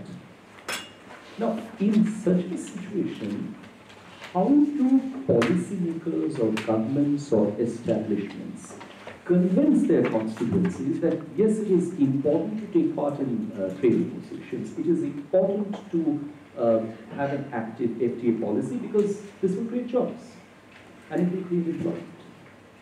Haven't we come to a stage now where we need to address this very upfront because, you know, I know as economists we earn our bread by crunching numbers and we put out numbers like how much FTAs will generate if the barriers go. But where are the jobs? And this is a concern I don't think can be overlooked in any FTA discussion that we are taking up today. Would you like to go on this? Thank you, Amitendu. As always, a hard question to start. So, the real issue about how we communicate this, particularly when the jobs are moving so fast, and we're not quite sure the reasoning, whether it's tech or whether it's trade barriers coming down. Okay, so the advice, say if I were asked to give this advice to a country like Sri Lanka, the first thing I'd say is get the agricultural sector together. That's where most of the people live. We have a number of challenges in agriculture. Productivity is low. There is underemployment. There's the issue of subsidies, which we can't afford, etc. Let's get agriculture right. So that's the first question we've got to try to do in a place like Sri Lanka. And that would at least provide some element of food security. That's critical in large South Asian type countries. I'm not a subscriber to, you know, somebody else can produce food more cheaply, let's just import it all. I'd not subscribe to that view for food security reasons, and that's something we've got to bear in mind in South Asia. Otherwise, we'll have riots on the streets, and we all know about the experience of the IMF and Latin America of the 1980s and so on. So I don't subscribe to let's import everything just because of comparative advantage. There's minimum considerations there on food security. The second thing is to sort of unleash this services sector. Right? So in Sri Lanka, for instance, a very interesting story. When the Indian IT cluster's wages rose multiple-fold, sadly they didn't come to the rest of South Asia. They didn't go to Pakistan, they didn't go to Sri Lanka, they didn't go to Bangladesh. They went to the Philippines, where I lived for 15 years. Right? Now, why was that? The Philippines had a number of enabling conditions to attract the IT cluster, particularly the BPO industry. They had skilled graduates who spoke English. They had time zone advantage in United States. They had the broadband with investments that others didn't have, and so on. Okay? So services, particularly the IT cluster in Sri Lanka's case, is $900 million, very small. So services would be another for the youth. And then through the port city, we might get financial services. So look beyond manufacturing to other areas. In manufacturing, we've got to try to restructure some of what we do with SMEs. So I think there's work to be done on sectoral restructuring in countries. The second very big issue that you raised, just briefly, is about how do we convince people of trade liberalization. So I think the right strategy is, and if I were advising government in Sri Lanka, I would say first do the second generation reforms, then do the FTAs, and don't try to do multiple FTAs together. So that would be my thought. Thanks, Ganesh.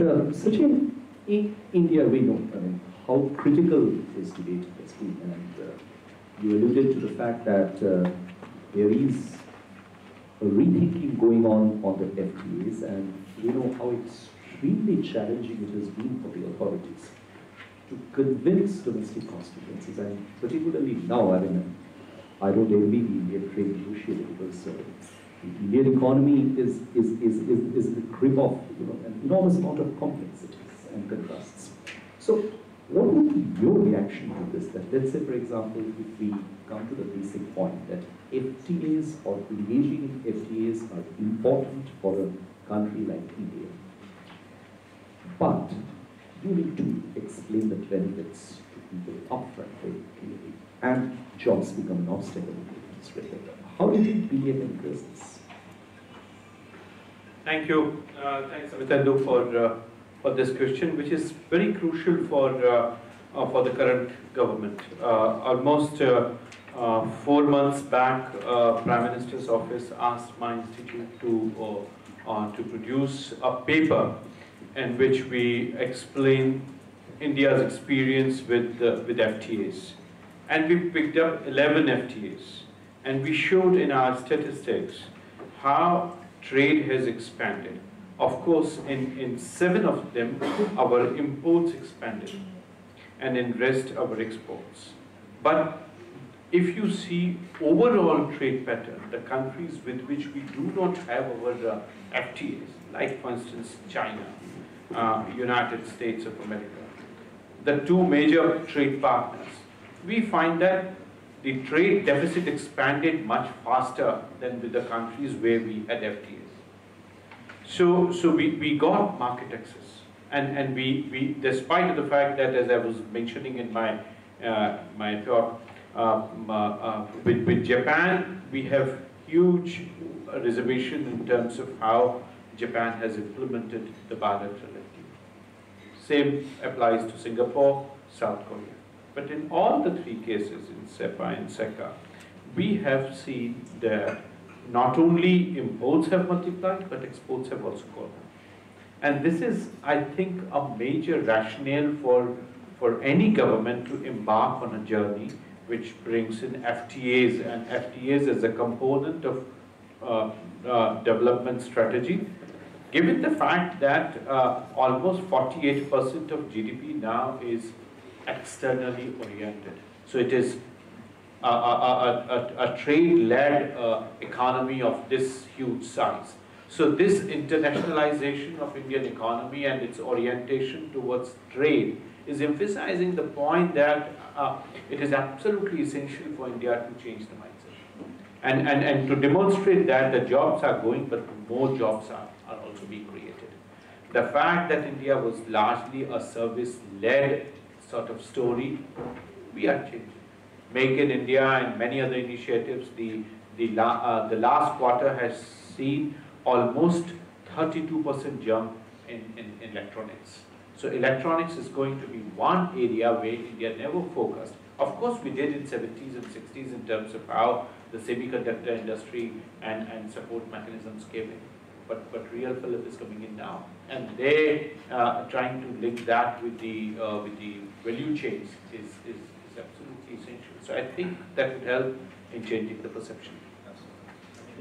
Yeah, yes, ma'am. Just wanted to add one point here in response to your question. I see it a bit different in that I don't directly see a trade creating job kind of linkage. I think that argument is a little bit far to kind of connect the two dots. Job creation, I tend to see as a function of economic activity or ecosystem. So the question then the answer that I tend to look at would be, how is trade part of an economic ecosystem in terms of how we want to create activity that will create employment generation. So that I feel if trade is part of some kind of an infrastructure, if it triggers the demand for an infrastructure which then creates a certain kind of activity, that tends to create jobs and all that. So I think that's seen in totality as part of the economic strategy would probably give us a better feeling as to how this are connected. Thanks, Ben. I think you raised the point of infrastructure, which brings me to the second theme that we discussed extensively. All of you mentioned this, trade and connectivity. Now, I think this is something which was pretty high on my mind when we began this discussion, that are trade and connectivity separate in terms of initiatives and projects? I don't think it shouldn't be. It shouldn't be. Maybe you should, let's say for example, from South Asia, we are aware of the South Asian Free Trade Agreement. If there's a SAFTA, then there should be regional connectivity, which should be coming up in support of SAFTA to ensure that happens. The ASEAN FTA, we have seen efforts, segmented efforts that are coming up. But today we have a different kind of situation where connectivity or regional infrastructure projects are coming up, and then probably they are getting posited in a landscape where there are a large number of existing entities. Let me just give an example. We have the One Belt One Road, which has a maritime Silk Road component to it, and the expectation is that this will create excellent maritime infrastructure, including in countries like Sri Lanka. Now, let's look at it from the point of view of FTA users. This is coming up in a maritime geography where you have several FTAs. You have the Indian-ASEAN FTA. The Indian-ASEAN FTA for the users is important in terms of the rules of origin which they provide. And these rules of origin mandate a pattern of shipping. Now, supposing if a user realizes that the facilities in Sri Lanka are better, on a maritime sense, but in order to get the benefit of the India-ASEAN FTA, it doesn't make sense for him to go to Sri Lanka. So then it means that unless trade and connectivity get connected, these facilities remain uninterest. So then it becomes an onus upon Ganesh to push Sri Lanka to an observer status to ASEAN and then see whether there's some FTA construct that comes up. I think what I'm trying to get at is that maybe for greater economic benefit, and this is where I want to allude to the question that you had mentioned, maybe for greater economic benefit, it's important for trade and connectivity discussions and projects to converge.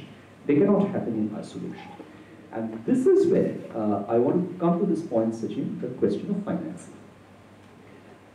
At the end of the day, we are looking at projects which would facilitate trade, which would facilitate infrastructure. How should these projects come up? You mentioned 12 projects that India has as part of the port development. And Marcus, the point is that we are looking at, let us say, projects being funded by debt. And let me be more specific on this, the One Belt One Road. We are looking at maritime facilities or land facilities being funded primarily by debt. And as it has happened in Sri Lanka, and then the risk-sharing pattern had to be changed. The point is that whether these projects are successful or not would actually depend upon the quality of financing in these projects. And the concerns, I suppose, if I can declare it upfront, is something like if China happens to be the main financier of these projects, the fact that Chinese domestic debt is extremely high, and Chinese SOEs are in a situation where they are holding very high non-performing loans, whether they will be able to pull this off, and whether such commitment would lead to a revision of terms and conditions in very complicated fashion, like we saw in Lanka. It resulted in an enormous amount of negotiation and so on. So what is the point that I wanted to check with you is that from the World Bank or multilateral institutions, how are you looking at these connectivity initiatives, and do you see these connectivity initiatives being entered into by multilateral institutions, let us say like the bank? Because it's probably only the World Bank or the ADB which still can offer some acceptable public-private partnership templates which these connectivity projects need to pick up.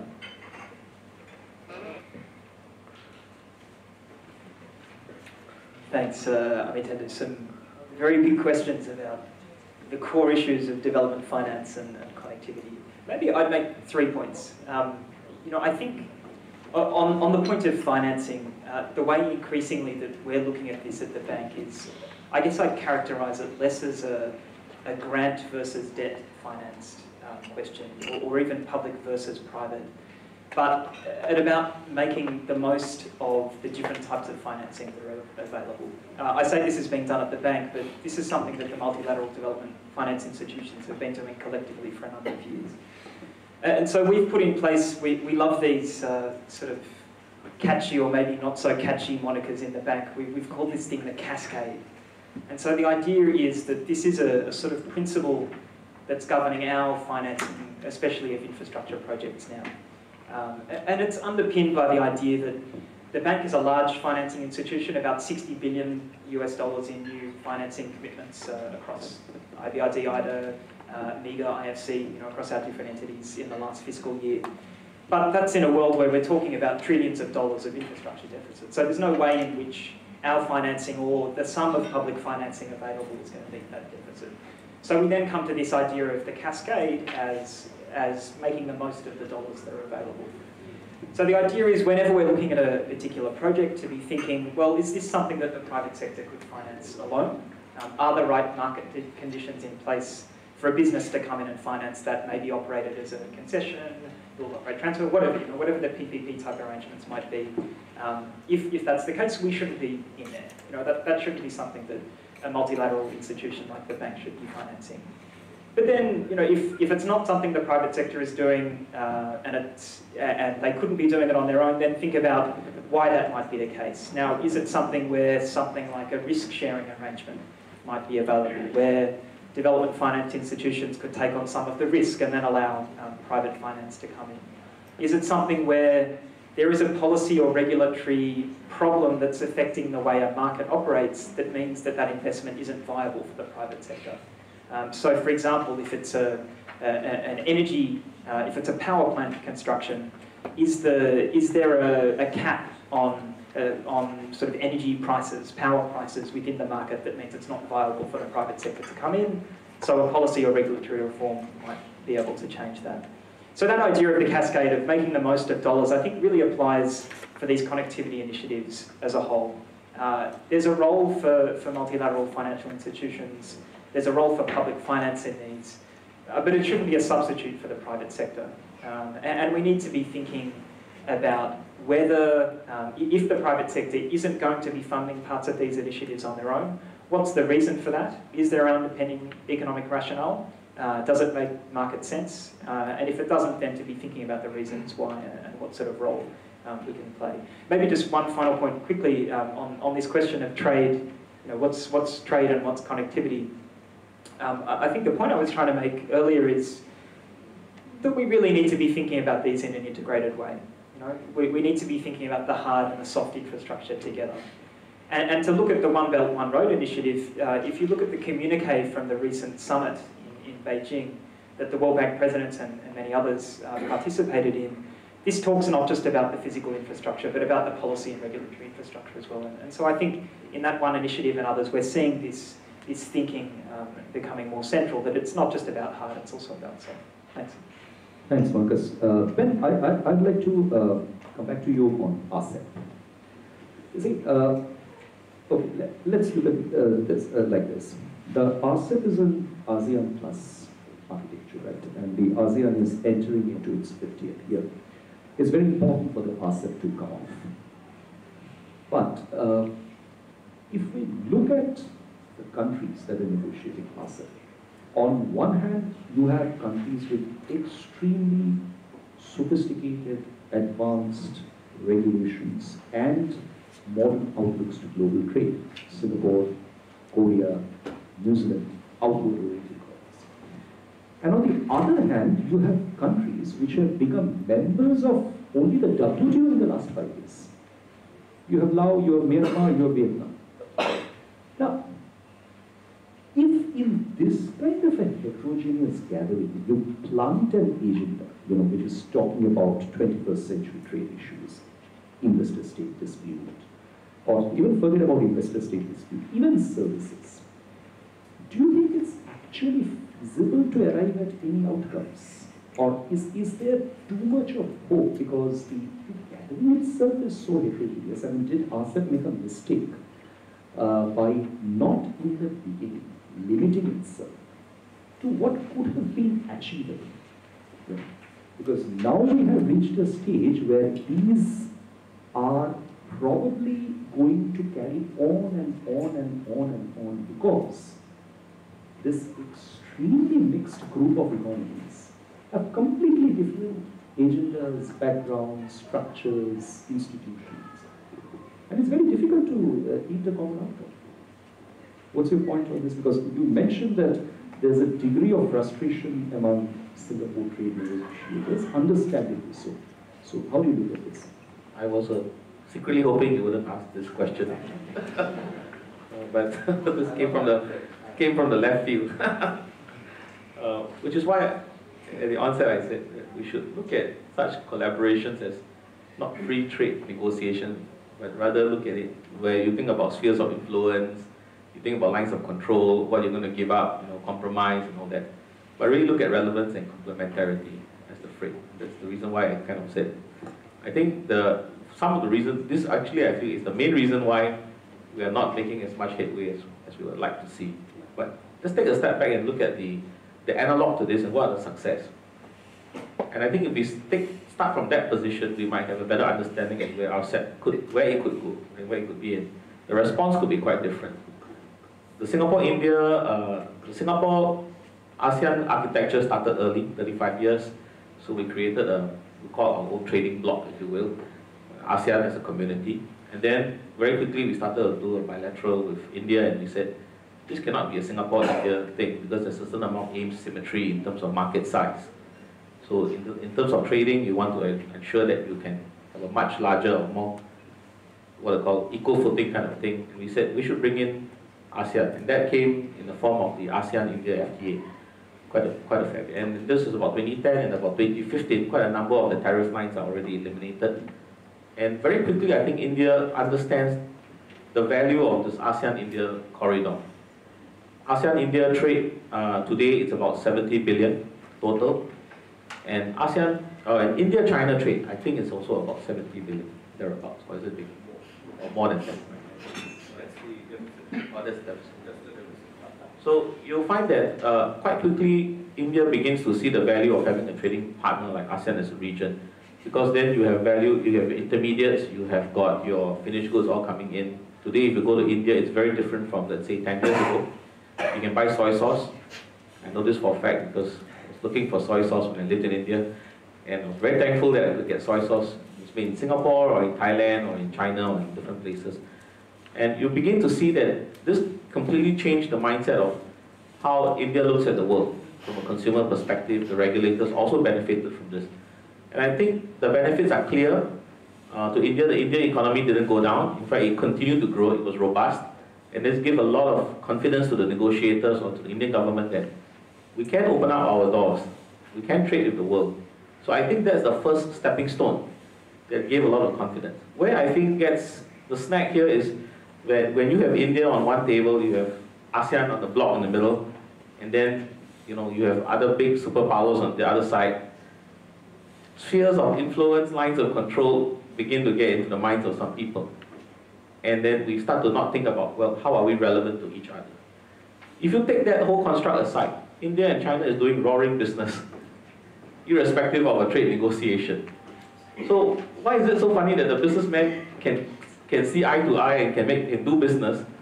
The regulatory people or the people in power don't seem to think that it's a good idea to do business together. And I think that's something that is a little bit more ingrained in the different philosophy in the way we look at it.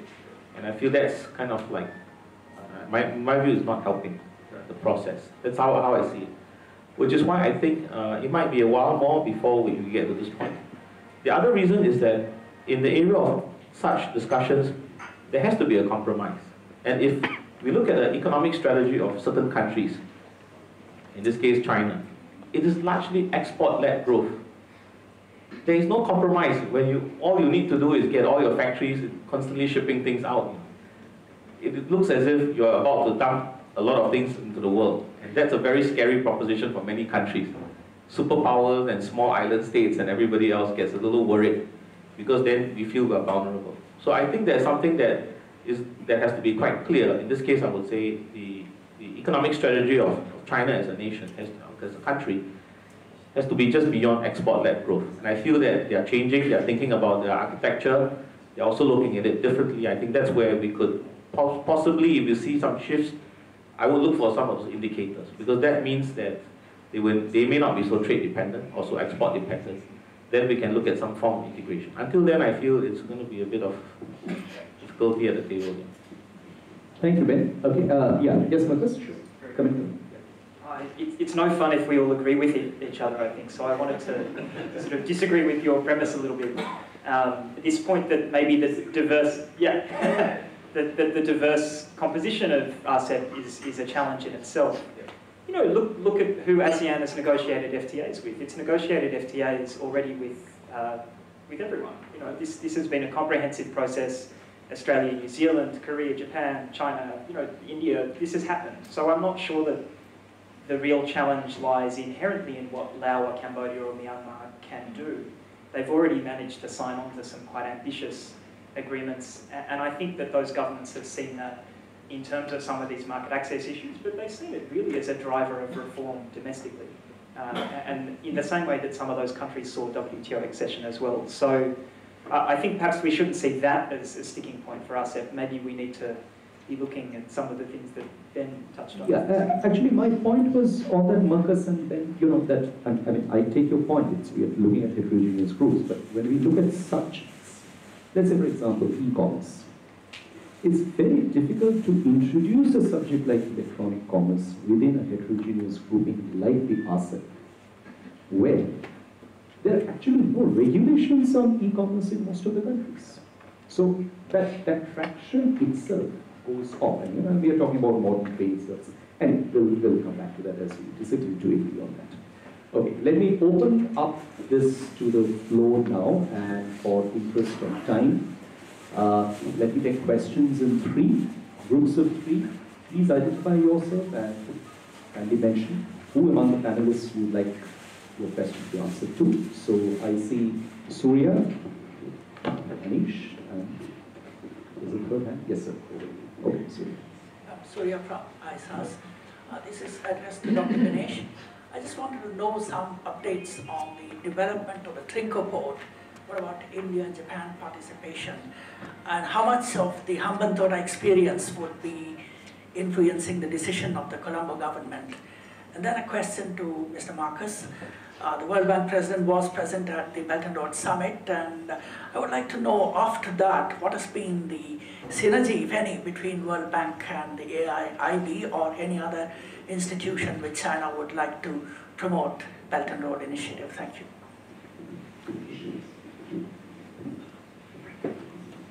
Hi, my name is Anish Mishra. Okay, anyone in the panel can answer the question. First, I'd like to thank the panel. I think each and every one of them made brilliant presentations, but I was particularly pleased with the presentation of Mr. Marcus John. Sure, yourself, sir. Sure. All right, so 2 points that I want to make. The first point is that in light of rising trade barriers, there's probably a need to actually develop the domestic economy, the domestic market in that sense. And that's why the previous governor of the Reserve Bank of India, Rajan, spoke about make for India instead of make in India, where we actually focus on making for the domestic market. But there's one issue is that we spoke about economic integration today, but economic integration cannot take place without economic inclusion. And that's why I was saying, Mr. Marcus John, as you rightly pointed out, is that there's actually a need to actually have illiteracy eradication, poverty alleviation, reduce social inequality, increase your human development index. And only if your economies are more advanced, then only you can have economic integration. And this actually leads me to the second point that I want to make, is that when we look at domestic markets, this is when actually you got to look, you got to actually cherish your regional organization. And very sadly today, SARC is one of the world's most dysfunctional regional organization, and that's why we see a need. That's why we see the South Asian countries, they are having this thing called extra regional groupings. Like Sri Lanka now, it's starting to categorize itself as an Indian Ocean country. Dr. Ganesh, so you pointed out earlier about Sri Lanka joining ASEAN, and all right, just to conclude. So the concluding question here is that would this distinguished panel agree with me that India's behavior in SARC, as well as the Sino-Indian rivalry, is actually a hindrance to economic integration, not just in South Asia, but in Asia as a whole? Thank you. Before I come to sir, the easiest way to handle this question is to park it to my left and right. So Sachin and Ganesh, you get your SARC guys, so you will answer to Anish. Yeah. Yes, sir. Thank you, sir. My name is Tamsa from the ASEAN Study Center. Well, my first let me comment on Mr. Benjamin Yap. Separating trade from security. The Chinese do that, but on its own unilateral agenda. You look at the Korean Peninsula. Beijing claims that it has no influence over North Korea, but it has trade with North Korea. But it is using economic punishment against South Korea for deploying the anti-missile threat system. So it's very unilateral interpretation of this separation of trade and security. Well, I have two questions for two speakers. First, for Dr. Wignaraja, do you foresee Sri Lanka going the Cambodian way, jumping on the Chinese bandwagon to benefit more economic opportunity and ODA from China? And then my question to Dr. Chaturvedi, should that happen, what will be the Indian response?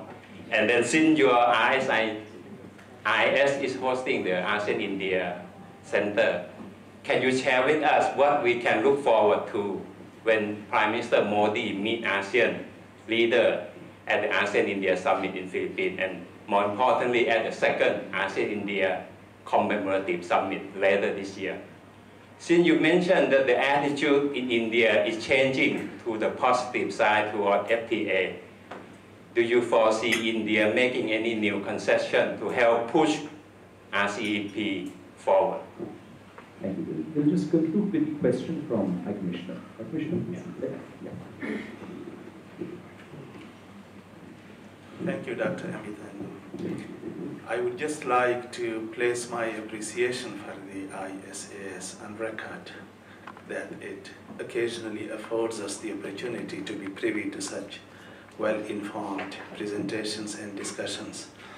My question is, about, it's not sort of question, but I think it's a comment that there is a great economic activity right now unfolding in Pakistan, within the context of the Belt and Road Initiative. We call it as the China-Pakistan Economic Corridor. And when we talk about it, then Gwadar Port, you know, it's known as the crown jewel of the China-Pakistan Economic Corridor.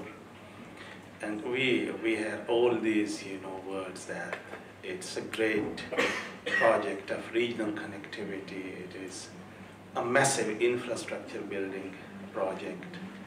It is a game changer within the region. So, you know, there was not, I think, any reference to this or any discussion about it during the presentations by the panel. I would just like to know from the panel, you can assign this question to any one of the panelists as to how do they view this activity or this project within the context of today's discussion, that is the economic integration in Asia. Thank you. Thank you, Commissioner. So maybe I'll start with you, Ganesh. You have a pretty big bunch, and this is, since Mr. Khan mentioned it, I would like all of you maybe to just briefly react to the China-Pakistan Economic Corridor and how you visualize the economic prospects of it for the region.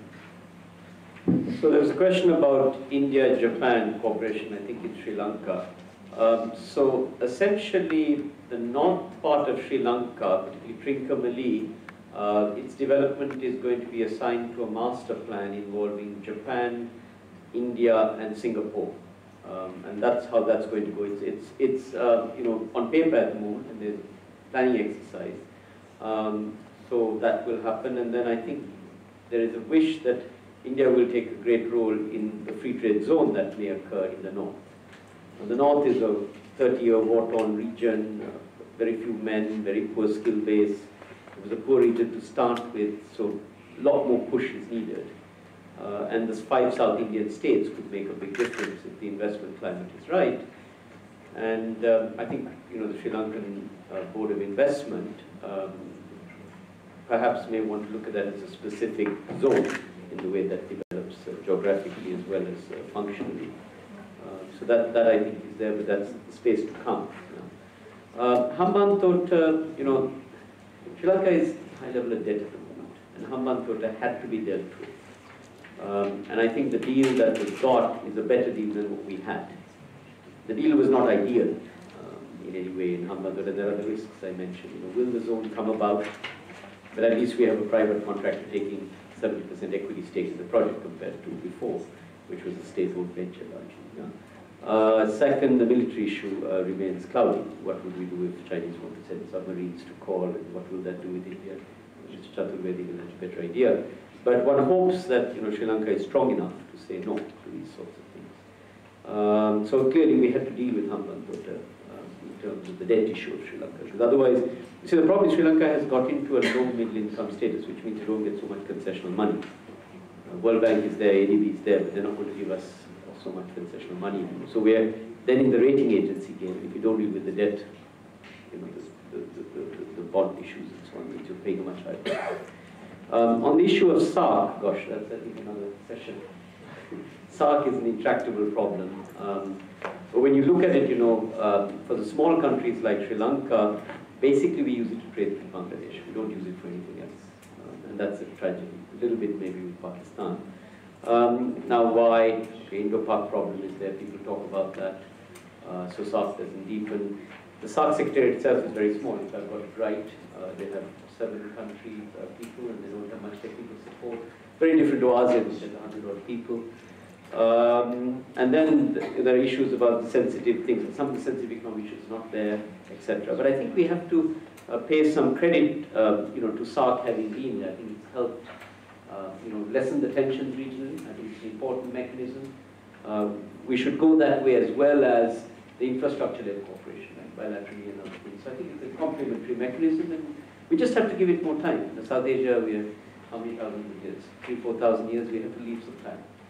I think that's the way you look at it. ASEAN is very different, and I'm happy to talk about ASEAN separately. And then Sri Lanka going the Cambodia way. I think Sri Lanka is trying to walk on different legs, to be honest.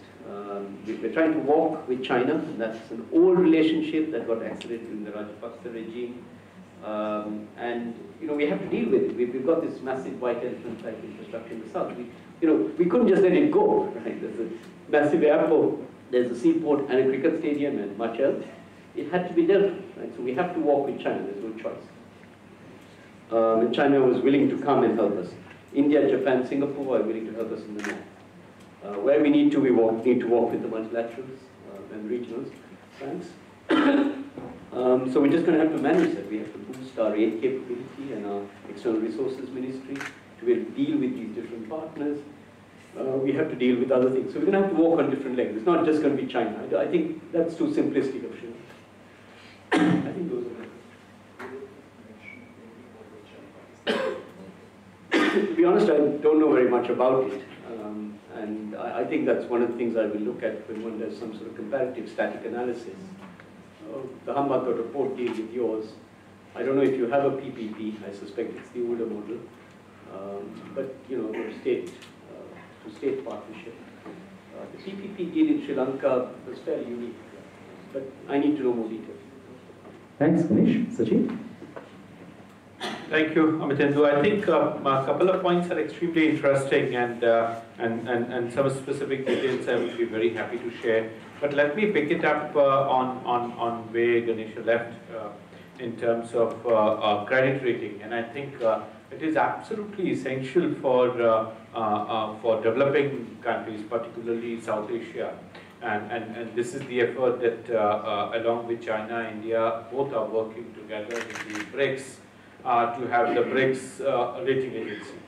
And this is a larger systemic issue at the global level where the trade and investment share of the countries which have expanded over the years are not the ones which are setting the global norms. And as a result, the game of toxic elements coming on the table, getting them ratified by specific rating agencies, not reflecting on these specific constraints countries face in their development journey, is something which is a larger issue of global governance. And that, I think, is an issue which has to be addressed hands-on. So that, I think, is something that BRICS is trying to do. The reference was made to AIIB, but I think it is equally applicable to NDB, which has the new development bank of the BRICS, which has provided for the first time an alternative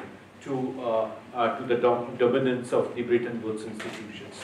So I think that alternative is absolutely important, and that's the reason why I do not see options coming up for Sri Lanka or for anyone else for that matter between India and China, as I think Anish was mentioning that it would be a rivalry between India and China. I think it's much more a media hype than much substance to it, and this has to be understood in its reality. A country with which China has $70 billion trade deficit is not something which is going to go away just like that. I think complementarities are huge value chains, and scope for China and India to work together is much higher than a rivalry. So I do not see it black and white. There are shades, there are interdependencies, and there are scope as defined not only within the BRICS format, but in now India has joined the Shanghai Cooperation Organization, where India and China again would have to come face to face in Central Asia. Our partnership with China at IMF and World Bank to put those institutions in order is not something which is hidden. With China, we are also working very closely in WTO itself.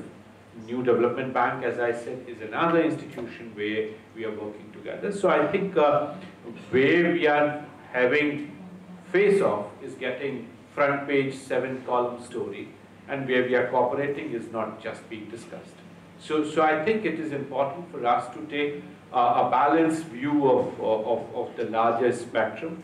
And there again, I also wanted to mention what High Commissioner very rightly mentioned, and I think it also goes back to the question which came out in terms of how we look at the choices, and I think trade and security was mentioned, and this is a point on which I think we need to see whether we first go for peace or we first go for prosperity. I think peace creating prosperity and prosperity creating peace is some initiative that Asia would have to reconcile with. And I think in one of my papers I had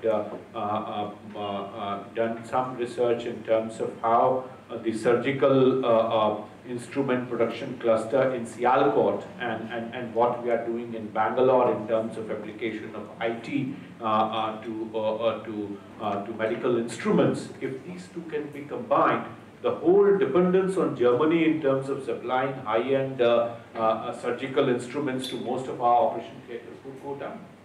South Asia would be a win-win situation. But the political forces, the perceptions, the initiatives are keeping us apart. And this is one reason. I mean, I was here in 1999 when Filippo had just started the biomedical program of Singapore. And I did my research on Filippo's program of biomedical when Singapore had desired to achieve 6% of manufacturing growth only through biomedical instruments. Something which Sialkot has much to look forward to. And 2007, Filippo invited us again here to see how, with what Singapore lost out through IT, and flying geese took away the IT advantage of Singapore, came back and provided not just 6% but 11% growth rate to Singapore's biomedical sector. This is one important example we have here. So I think that is absolutely important. What Modi would bring to ASEAN. I mean, if there is any leader who is as unpredictable, I think it's Prime Minister Modi. He has several surprises for everyone, and I would not venture into that. But definitely, I think two tracks are absolutely clear. Number one is in terms of deeper integration with ASEAN. The ASEAN India Center at RIS has been working in terms of deepening this dialogue. So one would be in terms of what Benjamin mentioned, people to people, and with Singapore on startups and skills.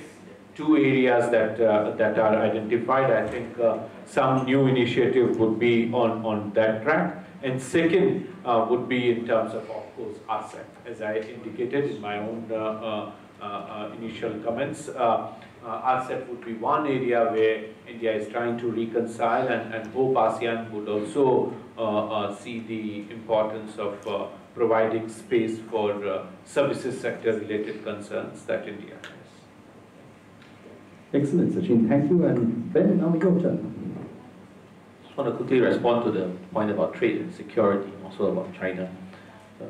Trade and security, I think I see it in two perspectives. One is a lot of analysts seem to suggest that there is a trade and security package that some countries use in terms of engaging regionally.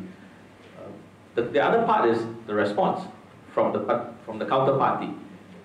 Should a country respond to a trade and security package or not? Or how should a country respond?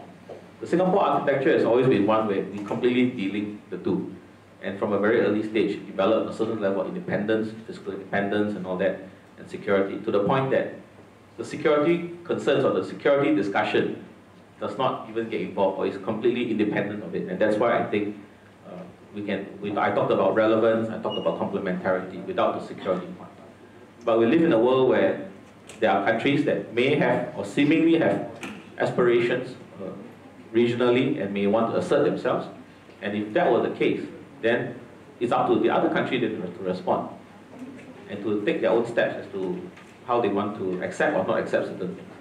Now, the story gets a little complicated now, because when you look at trade, very often trade discussions and trade facilitation and whatever we talked about trade is very independent of security considerations. Largely. If it is kind of behind closed doors or among regulators and all that. But I think a lot of it is still on a more practical viewpoint as to how we help our constituents, how we help our industries, how do we create jobs, inclusiveness and all that as outcomes. The security consideration, in my view, doesn't always feature so strongly. However, I think that when there are incidents like this, then it's really up to individual countries to respond. That said, it's also a question of debt, and I think we talked about debt today as well. And what's happening currently in the region is, of course, you see that there's a lot of debt financing that is going on, whether it's for infrastructure or for many other kind of related type things, where you find that the debt, if it's offered through certain entities, you'll find that if it's not well managed, then therefore the trade and security question kind of comes in, because it complicates the whole national agenda as to how our countries work with each other. I'm not sure if, my view about the Pakistan-China thing is, it really depends on how we understand China, and I don't profess to understand China well, or understand China completely. If China is seen to be outward-looking and has regional ambitions, then one might look at it and say that, wow, this could be quite offensive to many countries, and there may be an agenda. But if one were to look at it the other way and say that, well, the Chinese economy is an economic participant in the world and is trying to survive. It has its own constituents, it's also afraid of recession, it's also looking at distributing wealth within the country, it's also looking at energy security, many other things. Then it makes sense to understand why China is going out and developing a One Belt, One Road strategy, bringing in materials, looking at economic inclusiveness. Which side of the coin do we want to look at? So I submit to you that the public domain, or rather CNN or some of the news, like to spin a story that it's a little bit, terrible and there's a lot about regional dominance and all that. But then it may not be the case, because this is the view from the outside. I'm not sure. I think unfortunately recently India Today also happened to publish quite a satirical piece and all that, which is very unfortunate because it doesn't help our understanding of China. I feel that my view, I think it's important for us to take some time to look at it a bit more closely, maybe get to know some of the Chinese officials and Chinese government officials that, who are a bit higher up in the rank and can tell us, well, what they think about how they perceive their role in the region. I think that's something that is not very clear. But it is clear that for me that Chinese influence or trade with China is something we cannot ignore, we all agree. The way China is trading with the region is very different now. Yeah, before it was through exports, now there's also debt financing for infrastructure, that's also coming in. They're definitely becoming a larger player in the region. I don't think it's about conquering the world. I tend to think that the Chinese are a practical group of people and really want to enrich their own economy and make a better life and a better city for themselves. So it could be about prosperity and peace than about dominance and about security, which is the other view. That's how I tend to see it. Marcus. Thanks very much.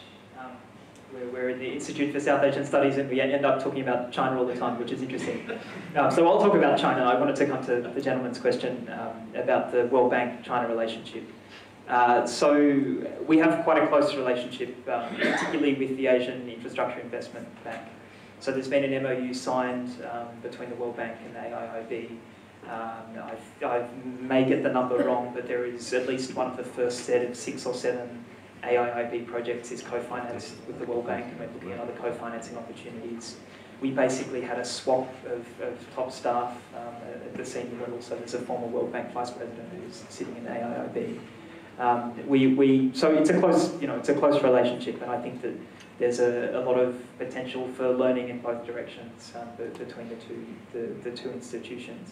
And that's a relationship that applies more broadly with the sort of development finance infrastructure in China as well. So during China's G20 presidency, an initiative that the Ministry of Finance was very keen on, and other G20 members were, was the establishment of this Global Infrastructure Connectivity Alliance to look at some of these issues we've been talking about maximising the impact of connectivity initiatives.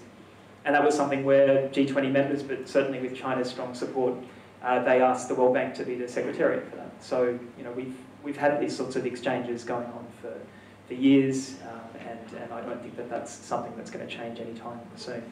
If I can, maybe on this interesting question of debt and borrowing, I think it's obviously a very complex question, and I wouldn't want to say anything too simplistic, but there's obviously nothing inherently bad about borrowing money. It depends what you borrow it for.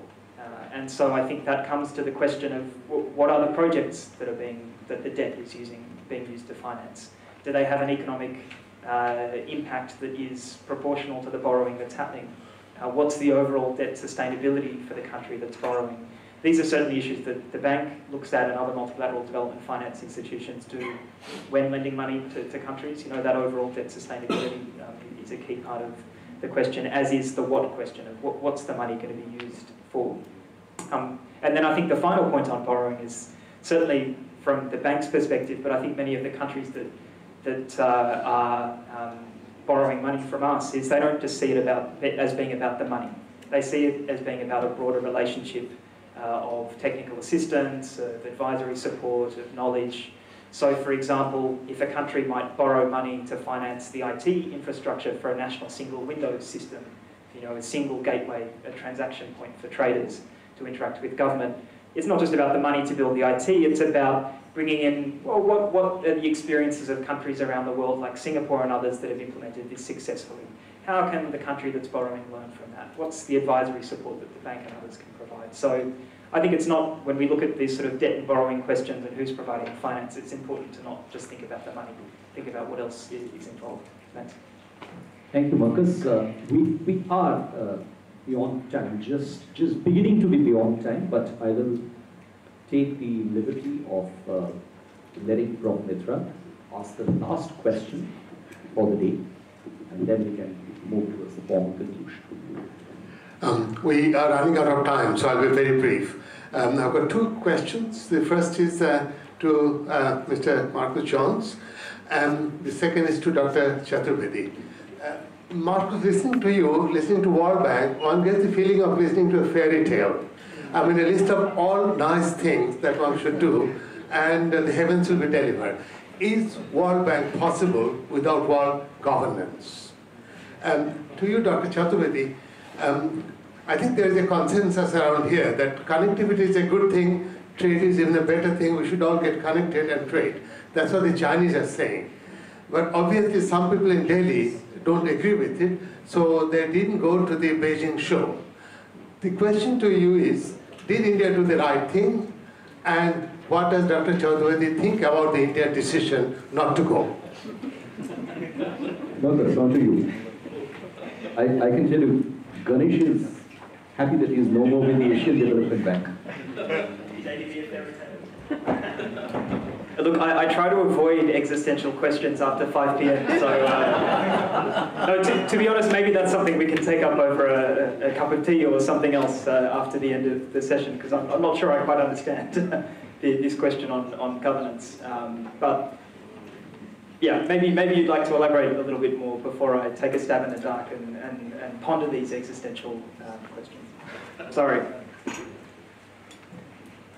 Thanks, Professor Mitra. I thought you would not put me in that tight spot, but definitely I think you are placed in a position where you can raise it, but definitely I think it is important not to see sort of rivalry from the point of view of India not turning up in Beijing, and there are reasons that are explained already by the government of India.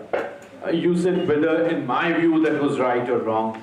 I would have rather viewed it more from the point of view of how the options that the Belt and Road Initiative would provide, and I think the initiatives in terms of the alternative options that were on the table, for instance, the Sagarmala project from India, the PCIM corridor, the Indian Ocean Rim IORA, I think they have already been indicating the need for a priori understanding on governance when we come up with such mega plans, and territorial sort of issues should be addressed right up front. If we enter into zones where issues are getting a little complicated, I think infrastructure in all parts of the world is absolutely essential, but it has to respect the territorial integrity that it brings in. So the issue that Government of India raised is not very different from how I look at it, but I definitely would envisage a greater understanding among the partner countries when it comes to the red lines that such ventures would require. Thank you, Sachin, and let me now hand the proceedings back to Liana, but before that, obviously, formal thank you from me to all of you. Fantastic, and the audience, you've been superb. And I've rarely come across a more committed audience. I didn't notice any movements, not even for bodily purposes, during the last 2 years. So thank you so much. Back to you, Liana.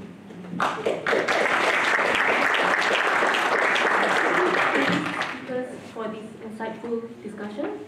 I would now like to request the speakers to remain on stage and to invite the Director of ISAS, Professor Subrata Mitra, on stage to present the tokens of appreciation to our speakers.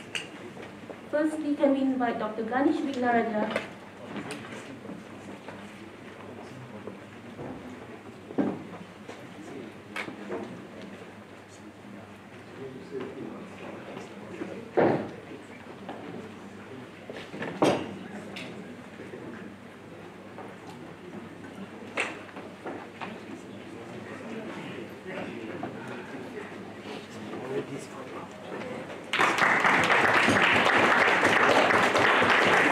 Dr. Sachin Chaturvedi,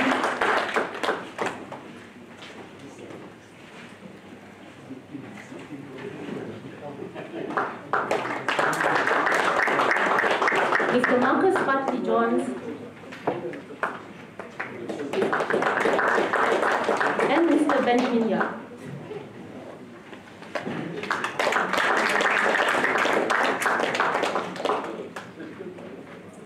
Thank you. I would like to invite the speakers to please take their seats while Professor Mitra delivers the closing remarks.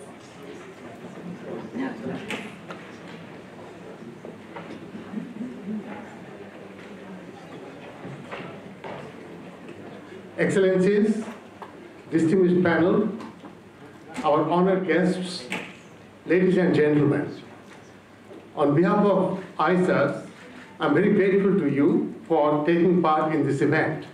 ISAS is simultaneously a think tank and a research institute of the NUS.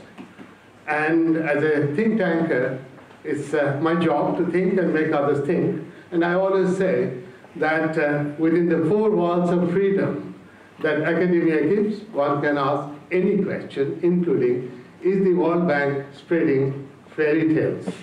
I ask that question for a very particular reason, because I'm a political scientist. When I listen to economists and when I listen to all this great talk about trade, I ask myself, if the benefits of trade are so obvious, why is there war? Or are people who are not economists merely victims of false consciousness? That argument has been made often, except when you ask people who are agitating and being dismissed by economists as mere populists, you would find that behind trade is politics, behind politics are people, and behind people are anxieties born out of trade. So, the job of ISAS, therefore, is not merely one-fold but threefold. We are doing research on trade and economy, we are doing research on foreign policy, and we also do research on governance, which connects all three. That is why the Ministry of Trade and Industry and the Ministry of Foreign Affairs, who are our two main stakeholders, expect us to have events like this so that once again, within the freedom that academia gives, we can ask these very, very critical questions. Because if we don't ask these questions, at the end of the day, regardless of the propaganda that economists might make about the virtues of trade, it will not happen. Our job is therefore to think in terms of how to make stakeholders out of rebels. And that we can by understanding them and by setting up not only conferences like this, but also going out there and connecting to the world out there in terms of research. Allow me therefore to tell you Today, we are talking about FTA and Hamatota. Just go back a few years. What do you find in Sri Lanka? A civil war, a country pretty much paralyzed. Go back a little further to Bangladesh. I was a student then, and it was being dismissed as a basket case. The basket case has grown at the rate of 6% for 30 years. Or go back yesterday. In Pakistan, there is a judicial coup, the Prime Minister loses his job. What happens? In India, it had happened too. The Prime Minister had lost her job, and there was a state of emergency. There is no state of emergency in Pakistan. It's business as usual. I'm saying all this because in Southeast Asia, we have a particular image of South Asia, of poverty, open defecation, and corruption and stuff like that. There is also terrific resilience. And that is why I want Singapore to stay connected to South Asia. And that is also why I want South Asia and Singapore to get connected with a hub called ISAS. And that is why, ladies and gentlemen, it's my job to organize things like this, learn from you, and this being Singapore, we don't waste food, we don't waste knowledge. What you have heard today will resurface fairly quickly as a special report of ISAS, and if you're not already connected, do get connected, it's free, and you'll get this knowledge, and it will be on YouTube, and soon I'll be approaching the panelists to give us the benefit of the wisdom, by the way, of insight papers, which we will also publish. My final point would be today to say that, now I'll talk as a political scientist. Trade is a beautiful thing. It's one of the things civilized people did when they got started. Now, you have raw flesh, I have coal. Neither of us eats raw flesh nor coal. We are civilized people. We trade. How much to how much, so we'll have a meal. If it were as simple, we will not need conferences like this. It works in the fairy tale world of a level playing field and free trade. There is no such thing. The world is full of walls and barriers. And that is why I argue that politics out there is both politics within the system and politics of the system. It takes levels and levels of research to make tradespeople, sociology people, politics people work together.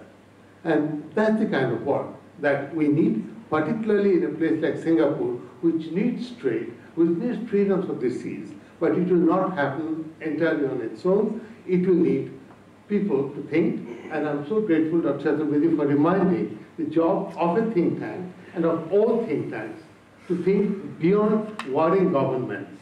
After all, and you had a beautiful expression, I think you call it policy coherence. Policy coherence in Asia is possible, will be possible, if think tanks of Asia, beyond their government, start thinking together. So thanks for reminding us, and thanks for being here with us. We are most grateful to the audience because there will be no event without the audience. So I thank you all on behalf of ISAS, and join me to thank the panelists who get nothing except to book on South Asia from us, and our grateful thanks.